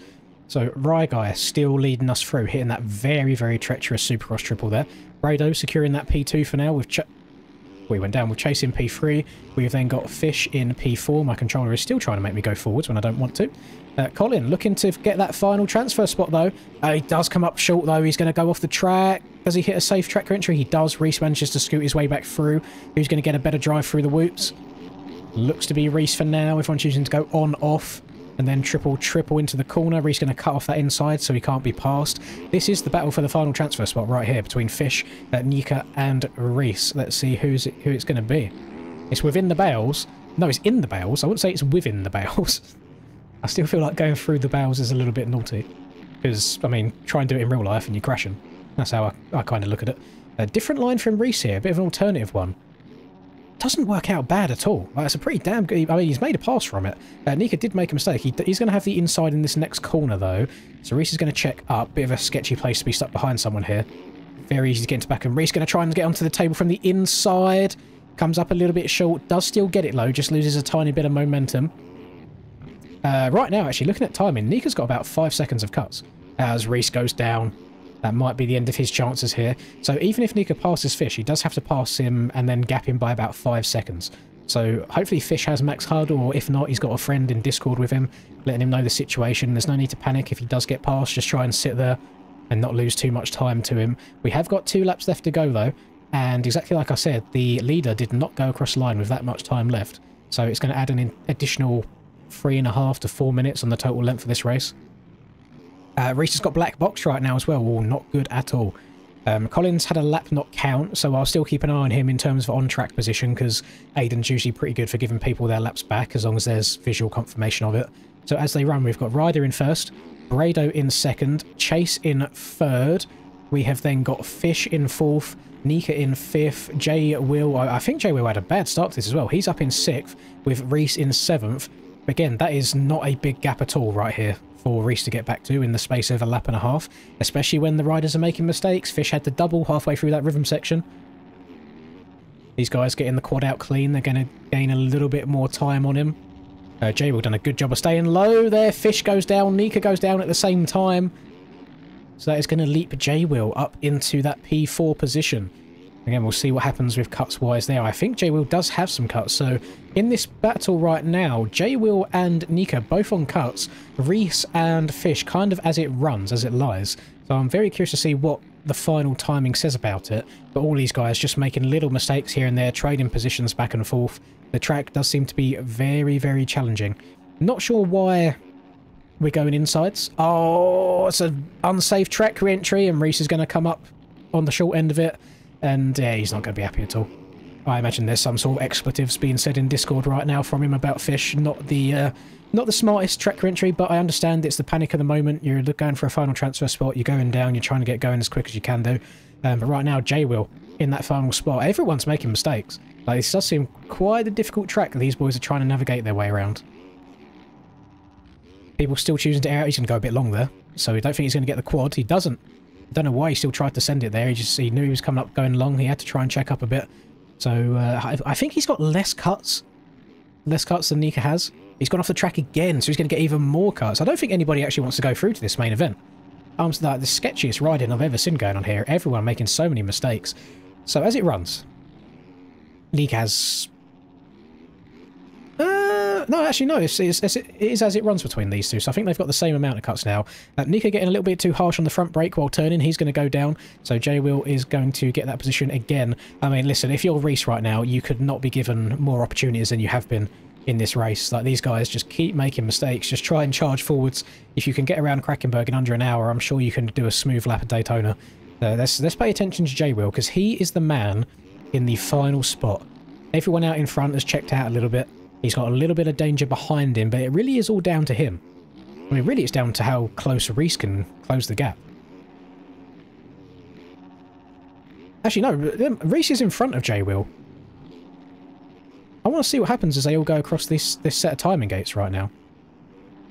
Now, Reese has messed up again, but Wills is in P5 right now in timing. If Wills can gain 1.6 seconds of time on Jay Will right here, he will leapfrog him in timing. Again, it's one of them situations where I hope that he has Max HUD on, or I hope that he has somebody telling him the situation, what's going on here. He just has to send it hard enough to gain some time, but not too hard to where he ends up going down, and he went too hard and he went down. Right. Commentator's curse. Again, I don't think anybody actually wants to go through to this main event. There's so many mistakes coming out. It's unreal. Listen, Hemi, I cannot tell you the last time I saw two Suzukis inside the top 10 in a 450 heat race, so we was happy. We was all very, very happy seeing the Suzukis up there doing well, and it's no surprise that you are here for the Daytona round. You are a big Daytona lover. Had your success here in the past, so good to see you lining up again. So let's go watch our leaders as they go over the finish line here. Brado did end up getting into the lead, and he's got Chase right on his booty cheeks up to the finish line. But Brado should get it done unless any last-second cuts come in. No, as it runs. So Brado first, Chase number 2 in second. We've then got Ryder trying to get a little bit steezy there. He crosses the line in third. And your fourth and final position right now should be J-Will. It looks like, I mean, Wheels is close. So J-Will's going to go across the line.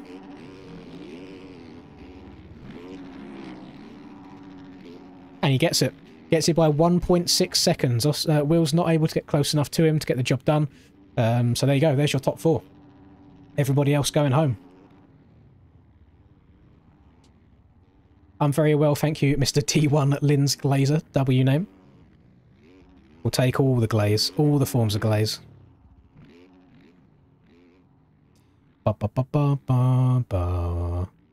I might have to ask for that controller Christmas gift a little bit earlier, because the controller is doing my head in today. Although typically now that I'm not flying around, it's not boofing out anymore.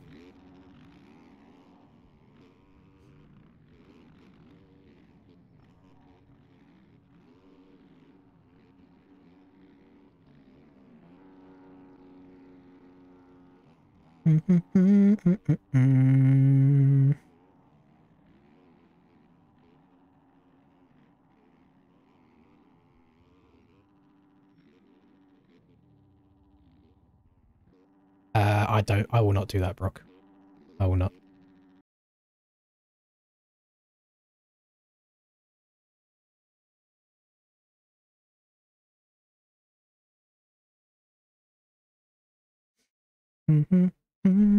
Right, so that is actually, is there any words going on in here? No, everyone keeping it very, very PG as well, which is interesting after all of the accidental takeouts that I saw throughout the course of that. I thought there'd be some kind of words bit going on. So we need to switch over to main event overlay.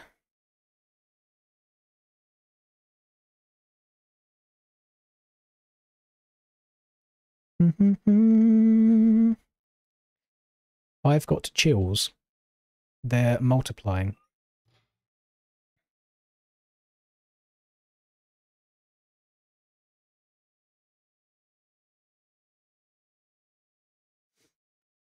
And I'm losing control. Oh, come on, Aiden, what's going on? It's been like a whole 20 seconds since the race finished. Awful. Awful, awful hosting. You hate to see it. Brock says the road is too high. I think it had to be high, since you only get about 4, maybe 5 laps in the heat races because of the length. I'm sure it'll be toned down a little bit for the main event.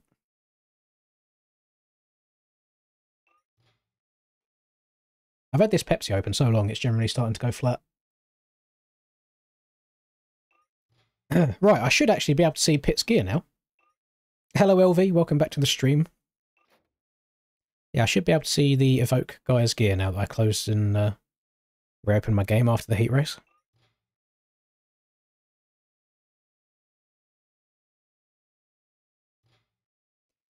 And I'm oh, the voice is going a little bit. And I'm losing control. Even my multiplayer menu's going a bit laggy now. Hello? Stream's still running fine. I can't... Where's my type box gone? Excuse me? I'm on local. Doi. Yeah, we'll pretend that didn't happen. I'm 30 in January. Like, I'm basically in OAP at this point. I should retire. Clearly, the week off hasn't been enough time. My brain is still frazzled.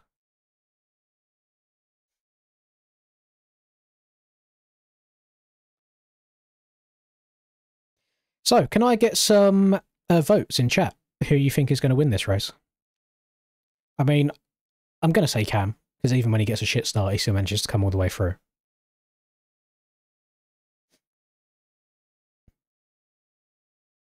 But that's my vote. I think Cam will get it done.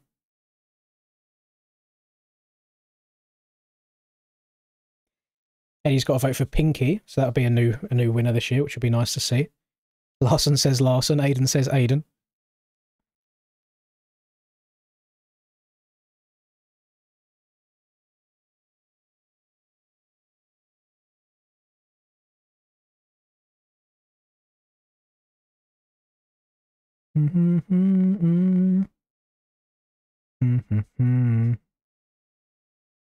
It's electrifying. It's got Cam as well. I don't know where Rex is. He just kind of comes and goes as he wants, to be honest. You're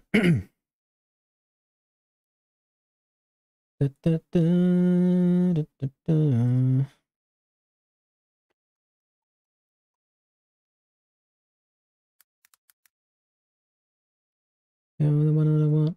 You are the one I want.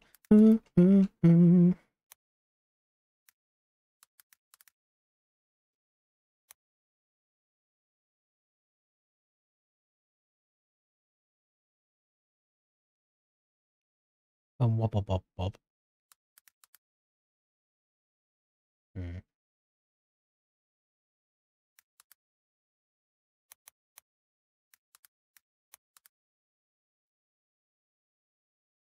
electrifying.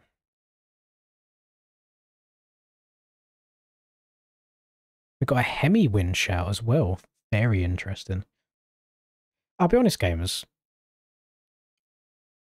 Unless the OEM team do something drastic for the next OEM bike update, I really don't think we see a Suzuki win anytime soon. Unless you get like a Rax or something chucking it on for outdoors. I heard Rax is going back to NA next year. And we all know what the competition in NA has been like recently, without throwing too much shade. So that could genuinely happen. He could get a win if he hopped on the Suzuki. I mean, you guys forget that in 2024, Rex and Skills would just go 1-2 every round, and it was boring to the point where they rocked up at Southwick on Suzuki's. I mean, to be fair, Chase, exactly what I just said stands. No competition. So, you'll have to see it.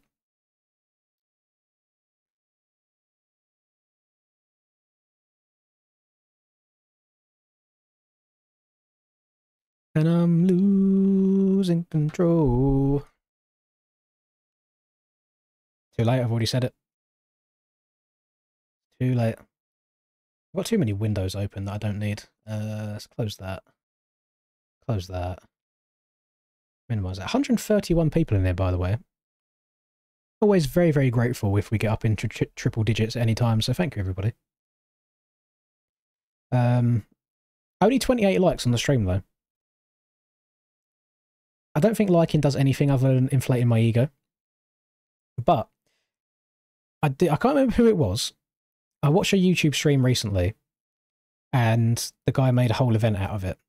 So what I want to do is, it says 29 likes for me right now. I want everybody all at exactly the same time. We'll do like a big group one.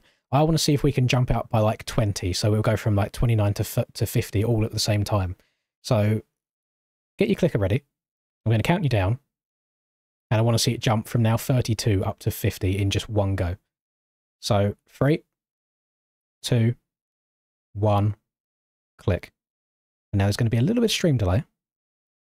I just want to see if the tech works. This might be hidden YouTube tech that I've never done before. Wait to see if anything changes. Because YouTube does take its time to update stuff. Oh mate, literally bang on 50. It went from 33 to 50 all in one. There you go. Hidden tech works. W. W. Love that from you guys. Right. We've got 22 people. We've got a Tyler J with a bad gate. We've got a Cam who's been on fire all night. We've got a Brax who's putting in some solid performances. We've got a Brock wearing a do-rag right now, which unlocks an extra 10 horsepower. We've got a very laggy Brado who just needs to get a start. We've got Troy who will start in 21st round, turn 7, and then he'll come back to about 11th by the end of the race. Neon won his heat race, which I think is his first heat race win of the year. We've got track builder Aiden. We've got out of retirement Hemi. We've got all sorts of people in this race. So let's line them up and see how it goes. Oh my god, why is the frames? Come back to me, please. Thank you.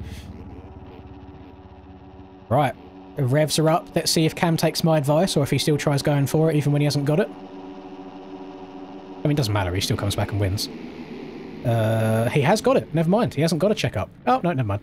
That wasn't his fault at all. He can't do anything about that. So Aqua's going to get your whole shot here. The rare 450 sighting. He got a good start in his heat race as well. So we'll see what he can do. Braden off to a good start. Pitt off to a good start as well. I can finally see his gear. Oh, the Ashika / Evoke boys are going to be so happy with me.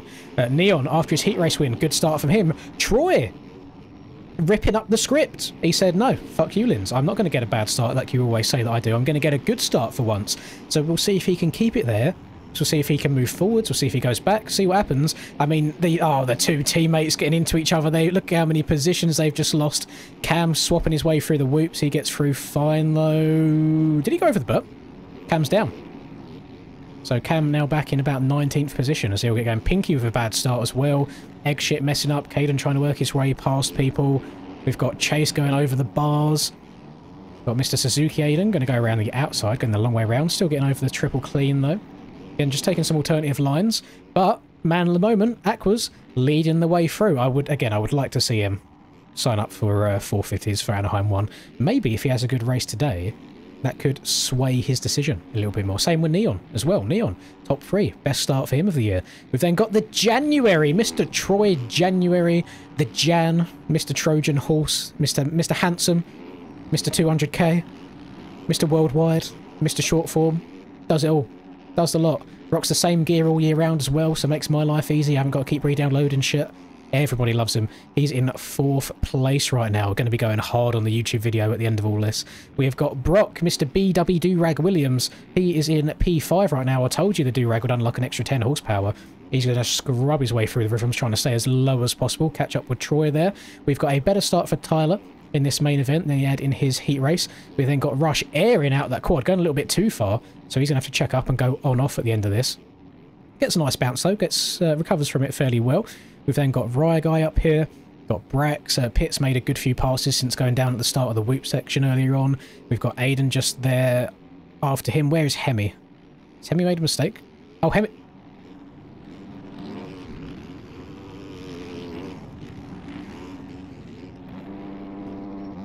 I do kind of feel sorry for him because I guarantee his front wheel's stuck in that right now and he can't hard reset because there's people all around him.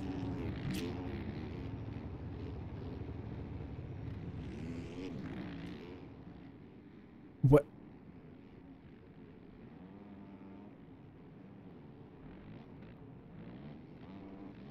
Okay, so Hemi's in last by quite a long way. You hate to see that.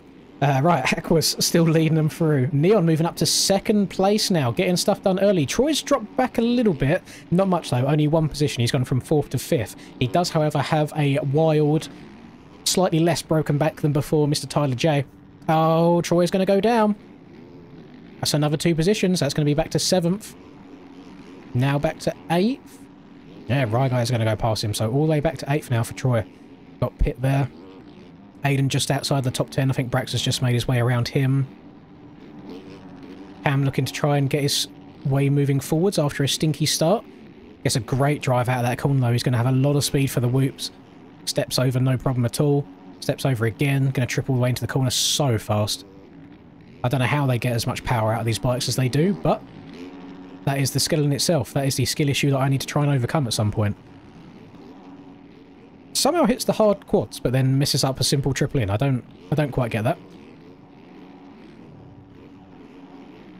I like this alternative line that Cam's in now. Reese took it in the LCQ and it worked out pretty nicely because you can triple out and you can just drive all the way from the landing.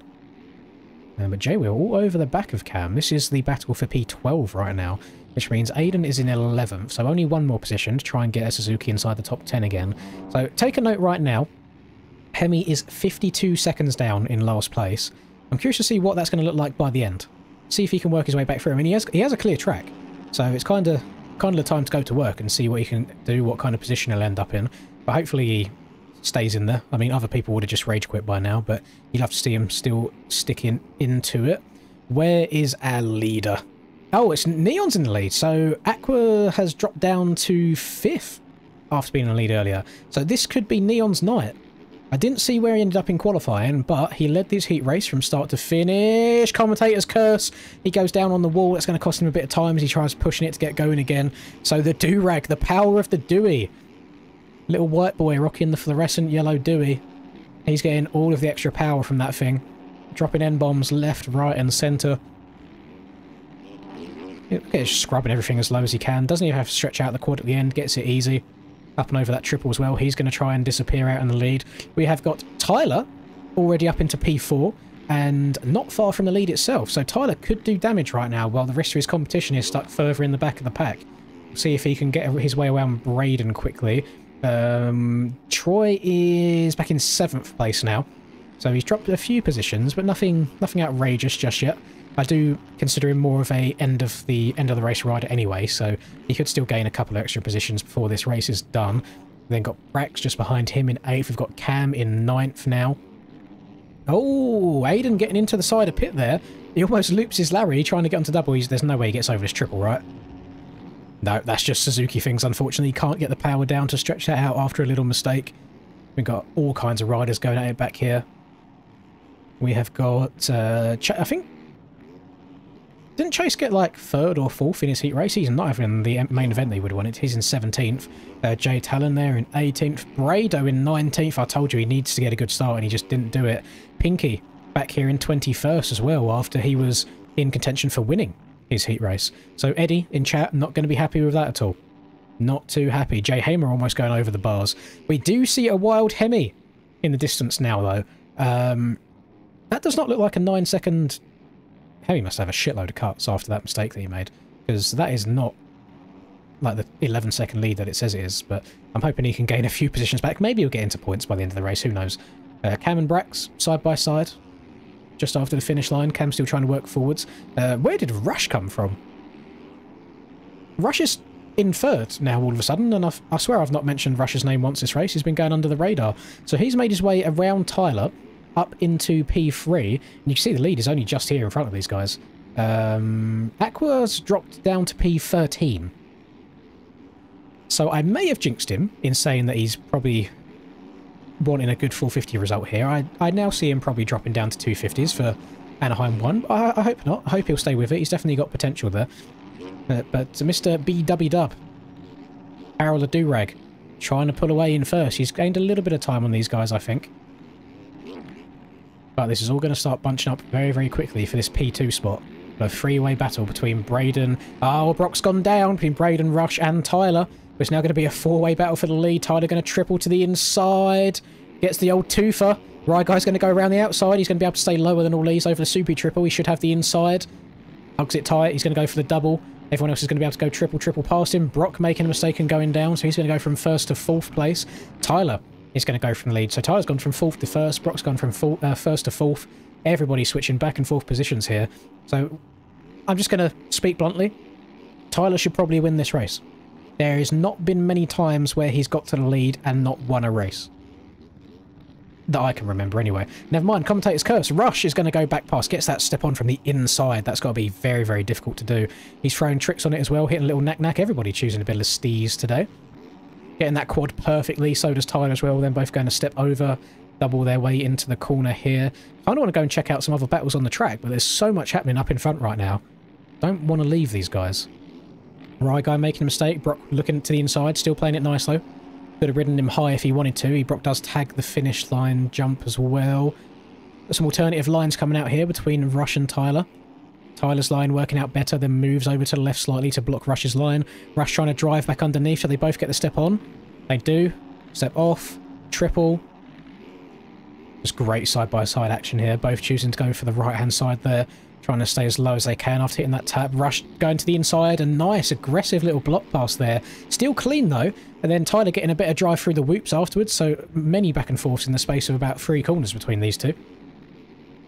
That suspension that Tyler's got on right now seems to be doing him wonders. He gained a whole bunch of time through both of them sets of whoops. But again, it bunches back up. Now Brock right on the back of Braden. How to knack. I don't know which direction you have to press. The only one that I do know by default is to torn is left. Stand up, left, and trick button. That is my favourite one to do.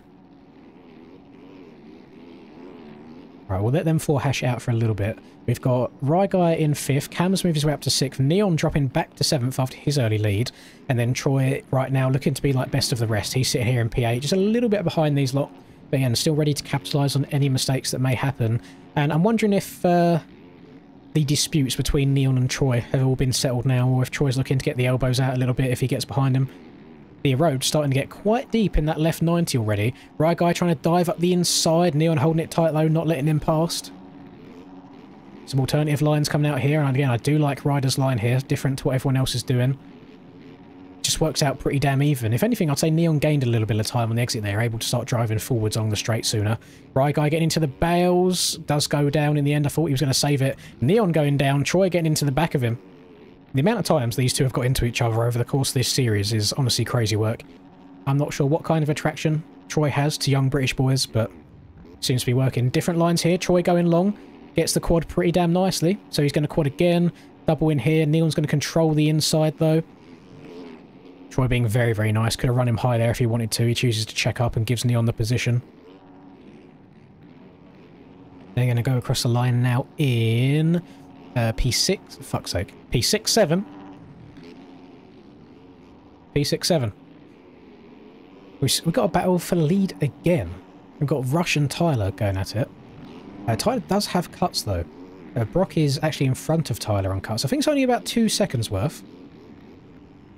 But it do be like that. Hey, don't you gross me, Reece. You know what else is gross? You getting the whole shot on the LCQ and then choking. Choking it. Given so many opportunities. Hate to see it. How can you do Krakenberg in under 50 minutes, but you can't get through a simple LCQ? Crazy work from you. So yeah, Tyler is going to control the lead for now.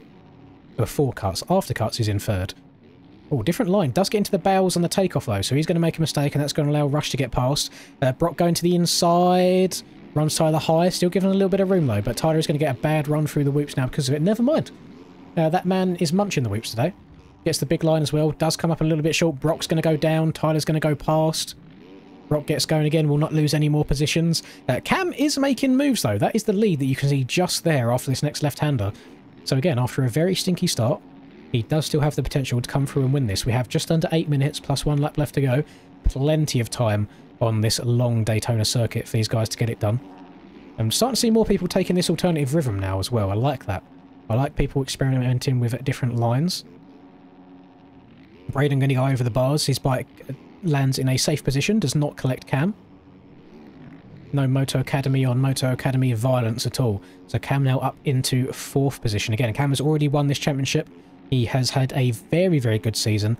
Even in the races that he has not had good starts, he's always brought it back. I think his worst finish this year was like a 5th, 4th, something like that.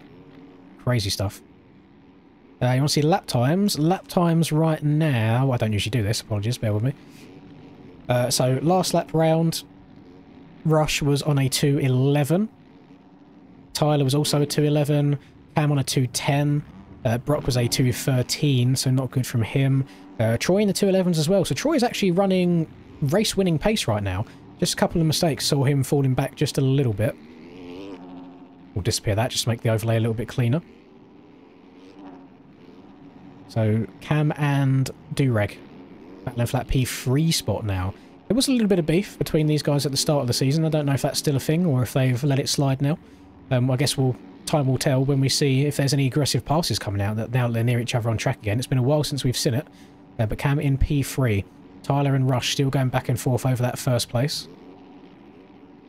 This is a very inconveniently placed building, by the way. You hate to see it. Delete the whole building. Get it gone.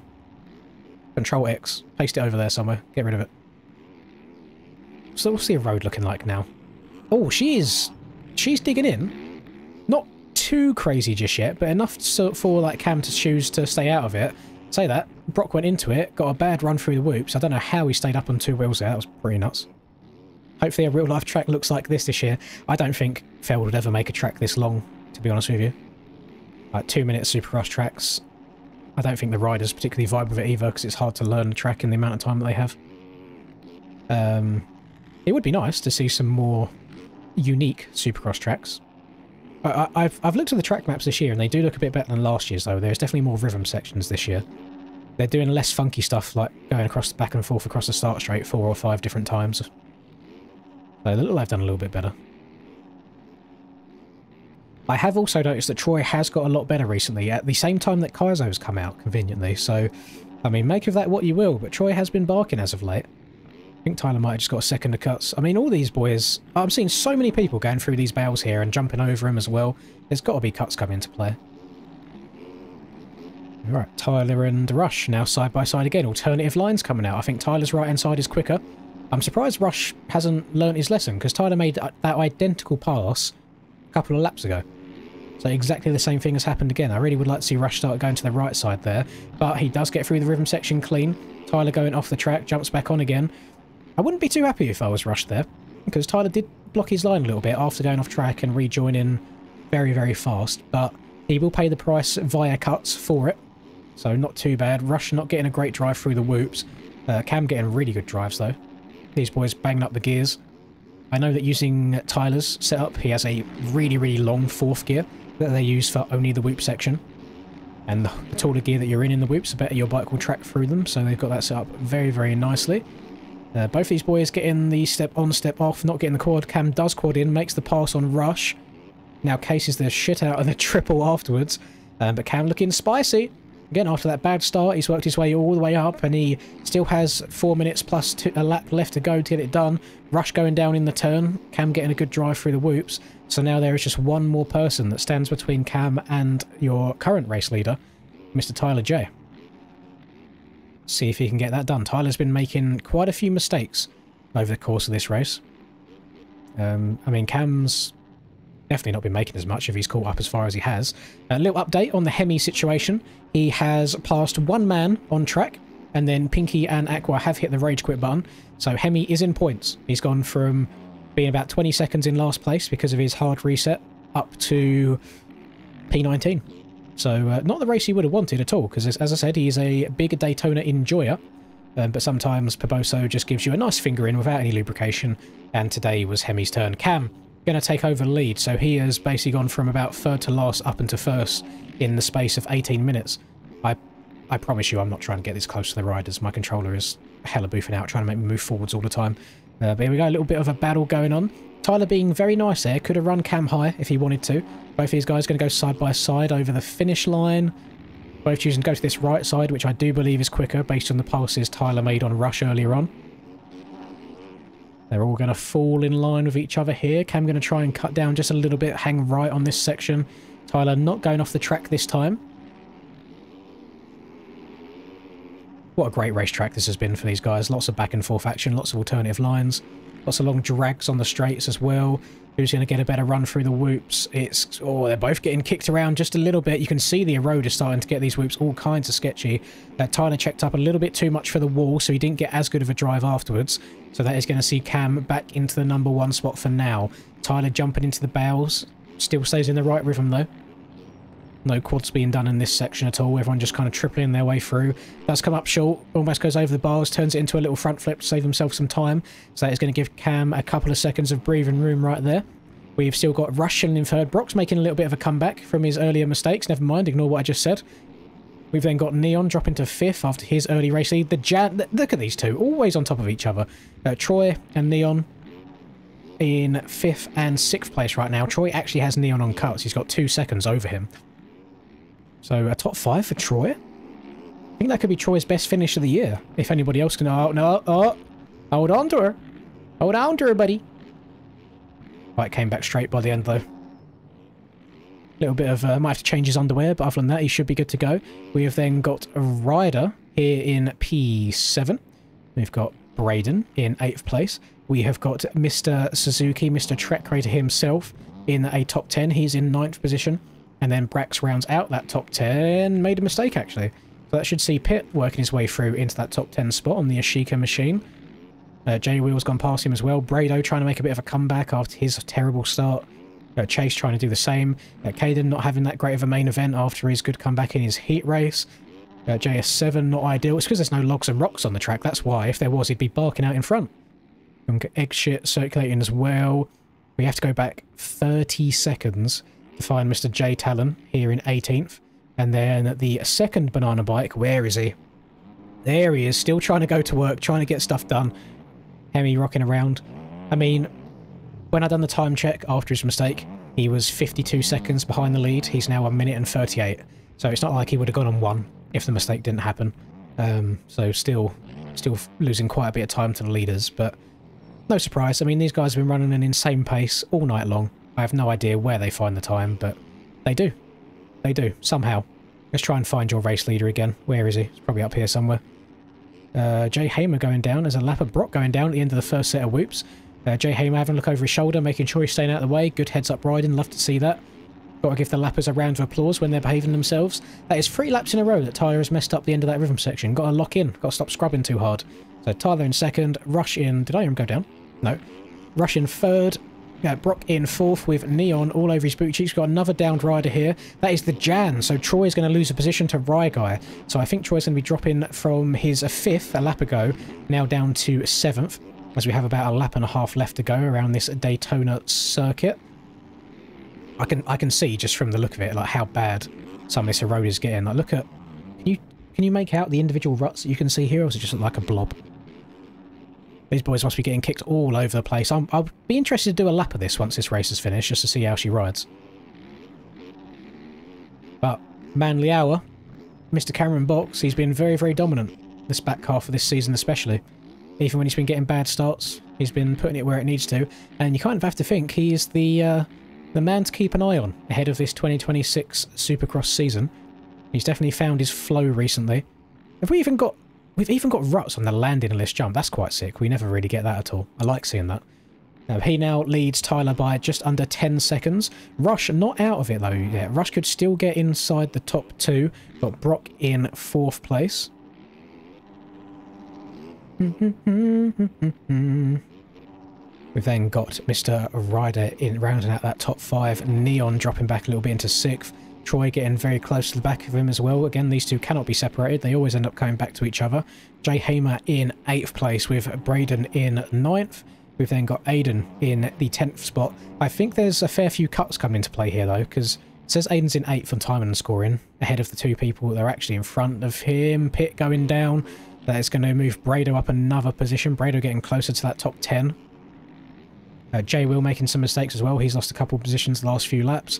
Brax also making mistakes. I'm so surprised to see all these guys still going for this quad. It seems very 50-50 on if you get it clean or not.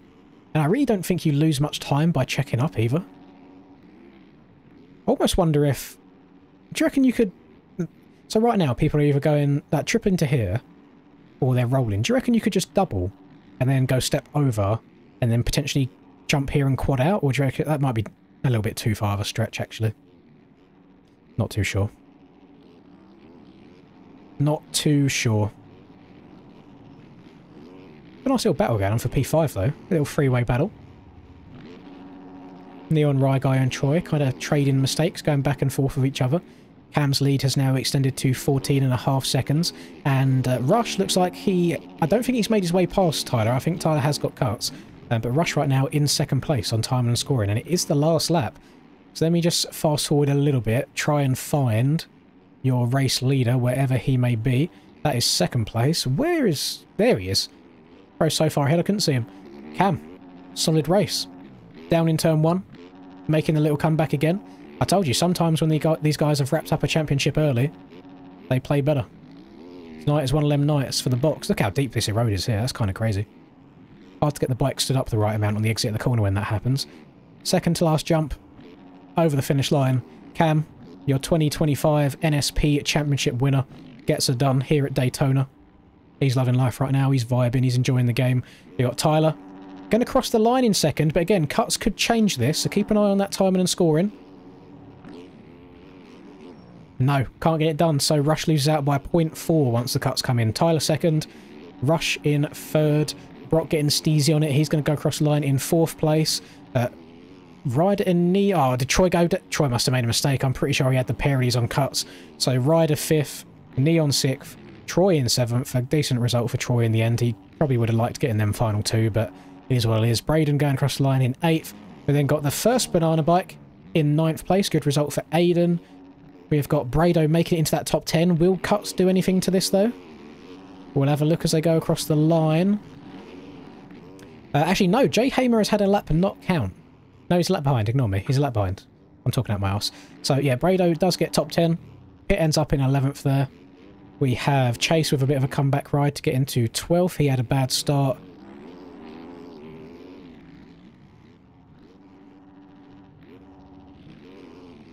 Was that... Where did JS7 just crash? I thought he crashed here for some reason and then just missed out this bit. Oh, all kinds of drama on the takeoff of that jump there before the finish. Well, how did this start? Oh my god.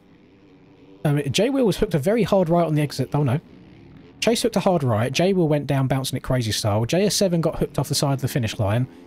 Brax got checked up a bit. So as it finished, it was Chase, JS7, Brax, then J-Wheel in 15th. Caden will be in 16th position.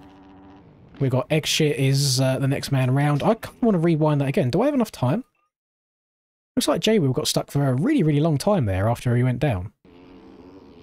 So he's doing tricks on it. He's bouncing on it crazy style. Then faces the wrong way. Then gets going again.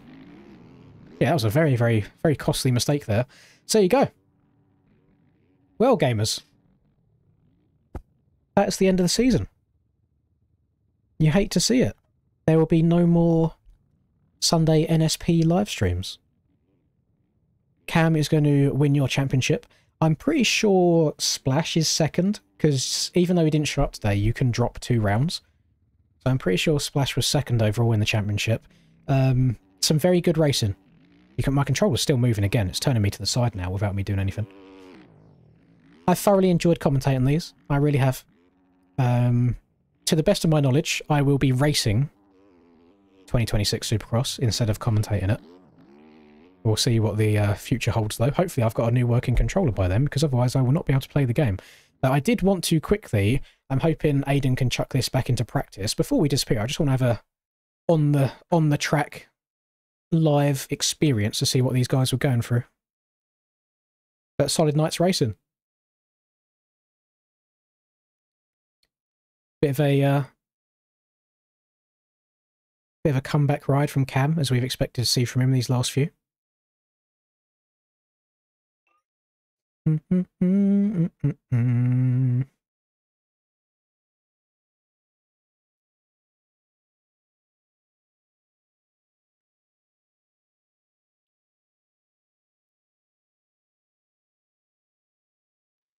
Right. Let's clear this. Do that. Okay, join. Let's see how this track rides then. It looked tricky. I think the jump faces shouldn't be too bad. The hard part to me looks like trying to get the bike stood up the right amount coming out of the corners, where they're so eroded. Because it's quite easy for you to carry on turning too much. God, the game feels so foreign to me right now. It feels so weird. Oh my god. Oh! Now I'm bouncing on it crazy style. So like these 90-degree corners here, as you exit it, because your front end's like down in this divot, it's very... You can actually see the takeoff of the jump where the bikes are hooking to the left this way. That's what gets tricky in them 90s when they get eroded too much. So then these guys were taking an alternative line here. They was going inside, double, triple, stepping in. What's this? Quad. Yeah. And then triple. And then they was all going left side there. Just staying lower to the ground. Oh, a bit of a kick forming on that. This tunnel jump looked quite difficult for him to get over. And they were getting onto this triple here from the inside. Never mind, that was easier than I thought it'd be. Little triple. Get this single. What's this quad like then once it's eroded? Oh, not good. Oh. Still over it low, no worries. Step over, double to the inside, and then we're going around the outside here. Quad in, all the way into the turn. Little double before the finish. Send that bad boy. I think right hand side ended up being quicker here. Saw Tyler make quite a few passes on rush on that right hand side. Stepping on, step off. Oh, I jumped a bit too far on the step off. Try and move over to the left here to stay out of all that rough stuff on the takeoff. We'll double in. Let's see how bad the whoops are then. Oh my... Oh! It's good. We're fine, we're fine, we're fine. They're manageable. But I can see why it would be easy to get it wrong. Let's say that much. Step over, triple that, quad in. Try and get the bike straight for that triple. God, that sends you high. Little roll, triple that, triple again. Then this set of whoops is going to be tricky, I think. Which it is. Yeah, screw trying to step over that towards the end of a race as well. Triple into the turn. Track's still really nice, like it flows really, really good. Yeah, trying to get that triple out looks quite difficult with the way the road's formed. An enjoyable track though, I mean enjoyable to watch. I'm hoping the riders enjoyed it as well. It was a good night's racing. Oh, I wish I could actually... I mean, I feel fast right now, but my lap times are still like a good 8 seconds off of what they need to be. And I don't really understand where to gain all that extra time from. It's got to just be corner speed and then staying low in the rhythms as well. Because I'm hitting the right lines. I'm hitting the rhythms as I need to. Ooh, hang on. Can you jump over that? You might be able to jump over that single. The road's kind of kicked in into where you might be able to do it. Let's have a look. Brazil suits me. Hey, I don't mind the Brazil colours, they look alright. I mean, to me, that seems like the kind of line that Cam would have busted out. Maybe he did. Maybe I weren't paying enough attention, but that feels quite nice. The double round and then jump into the corner. Just double there, into the corner. Could have been quick. I don't know. I mean, a little bit too late now, doesn't matter anymore. Oh, so Aiden done that at Lionel, man. Yeah, it's nice. Good alternative. Stay out of the rough stuff in the corner as well. No, this is genuinely very, very fun track to ride around, Aiden. The road is crazy, but I understand it having to get a bit... You're having to turn the road up. Mostly because Daytona gets pretty deep IRL anyway, but then also because it's a longer track, less laps, you have to turn the value up to accommodate for it. I mean, as long as you enter the whoops in a dead straight line, there's no real issues. Like here, I'm slightly left and it's causing me to get kicked around a little bit. Oh, there goes the front end. But no, really, really good stuff. Like, very enjoyable track. Is that 25? Yes, it is number 25. It is indeed. So, it's a sad time, gamers. The last NSP race of the season. Good season, though. Very fun tracks. Probably definitely had more fun commentating than I would have racing. I think I would have just got too stressed racing. A lot of the tracks this year have been very, very techy, very stressful, very difficult for the riders, and I mean that shows in the racing that we've seen. Lots of mistakes all season long. Even the best players in the game kind of trading positions back and forth. The only person that doesn't really seem to make mistakes anymore is Mr. Cameron Box, your series winner. But yeah, there you go. Thank you for watching. I appreciate it. Getting triple digits even all the way through till the last round. I appreciate it so much. So enjoy the rest of the day. Whatever you guys might be up to. Maybe you're going to bed now afterwards, I don't know. Sleep well. Get tucked in nice and tight, don't let the bed bugs bite. all of that good stuff. And I will see all of you whenever. I'll probably do some public lobbies at some point. Come out of retirement, get a little bit of practice on the sticks. I can't really play too well because I'm getting all kinds of stick drift all over the place, but it's not the end of the world. Just do it for a little bit of fun. So, final thank you. Good night, everybody. I'll see you next.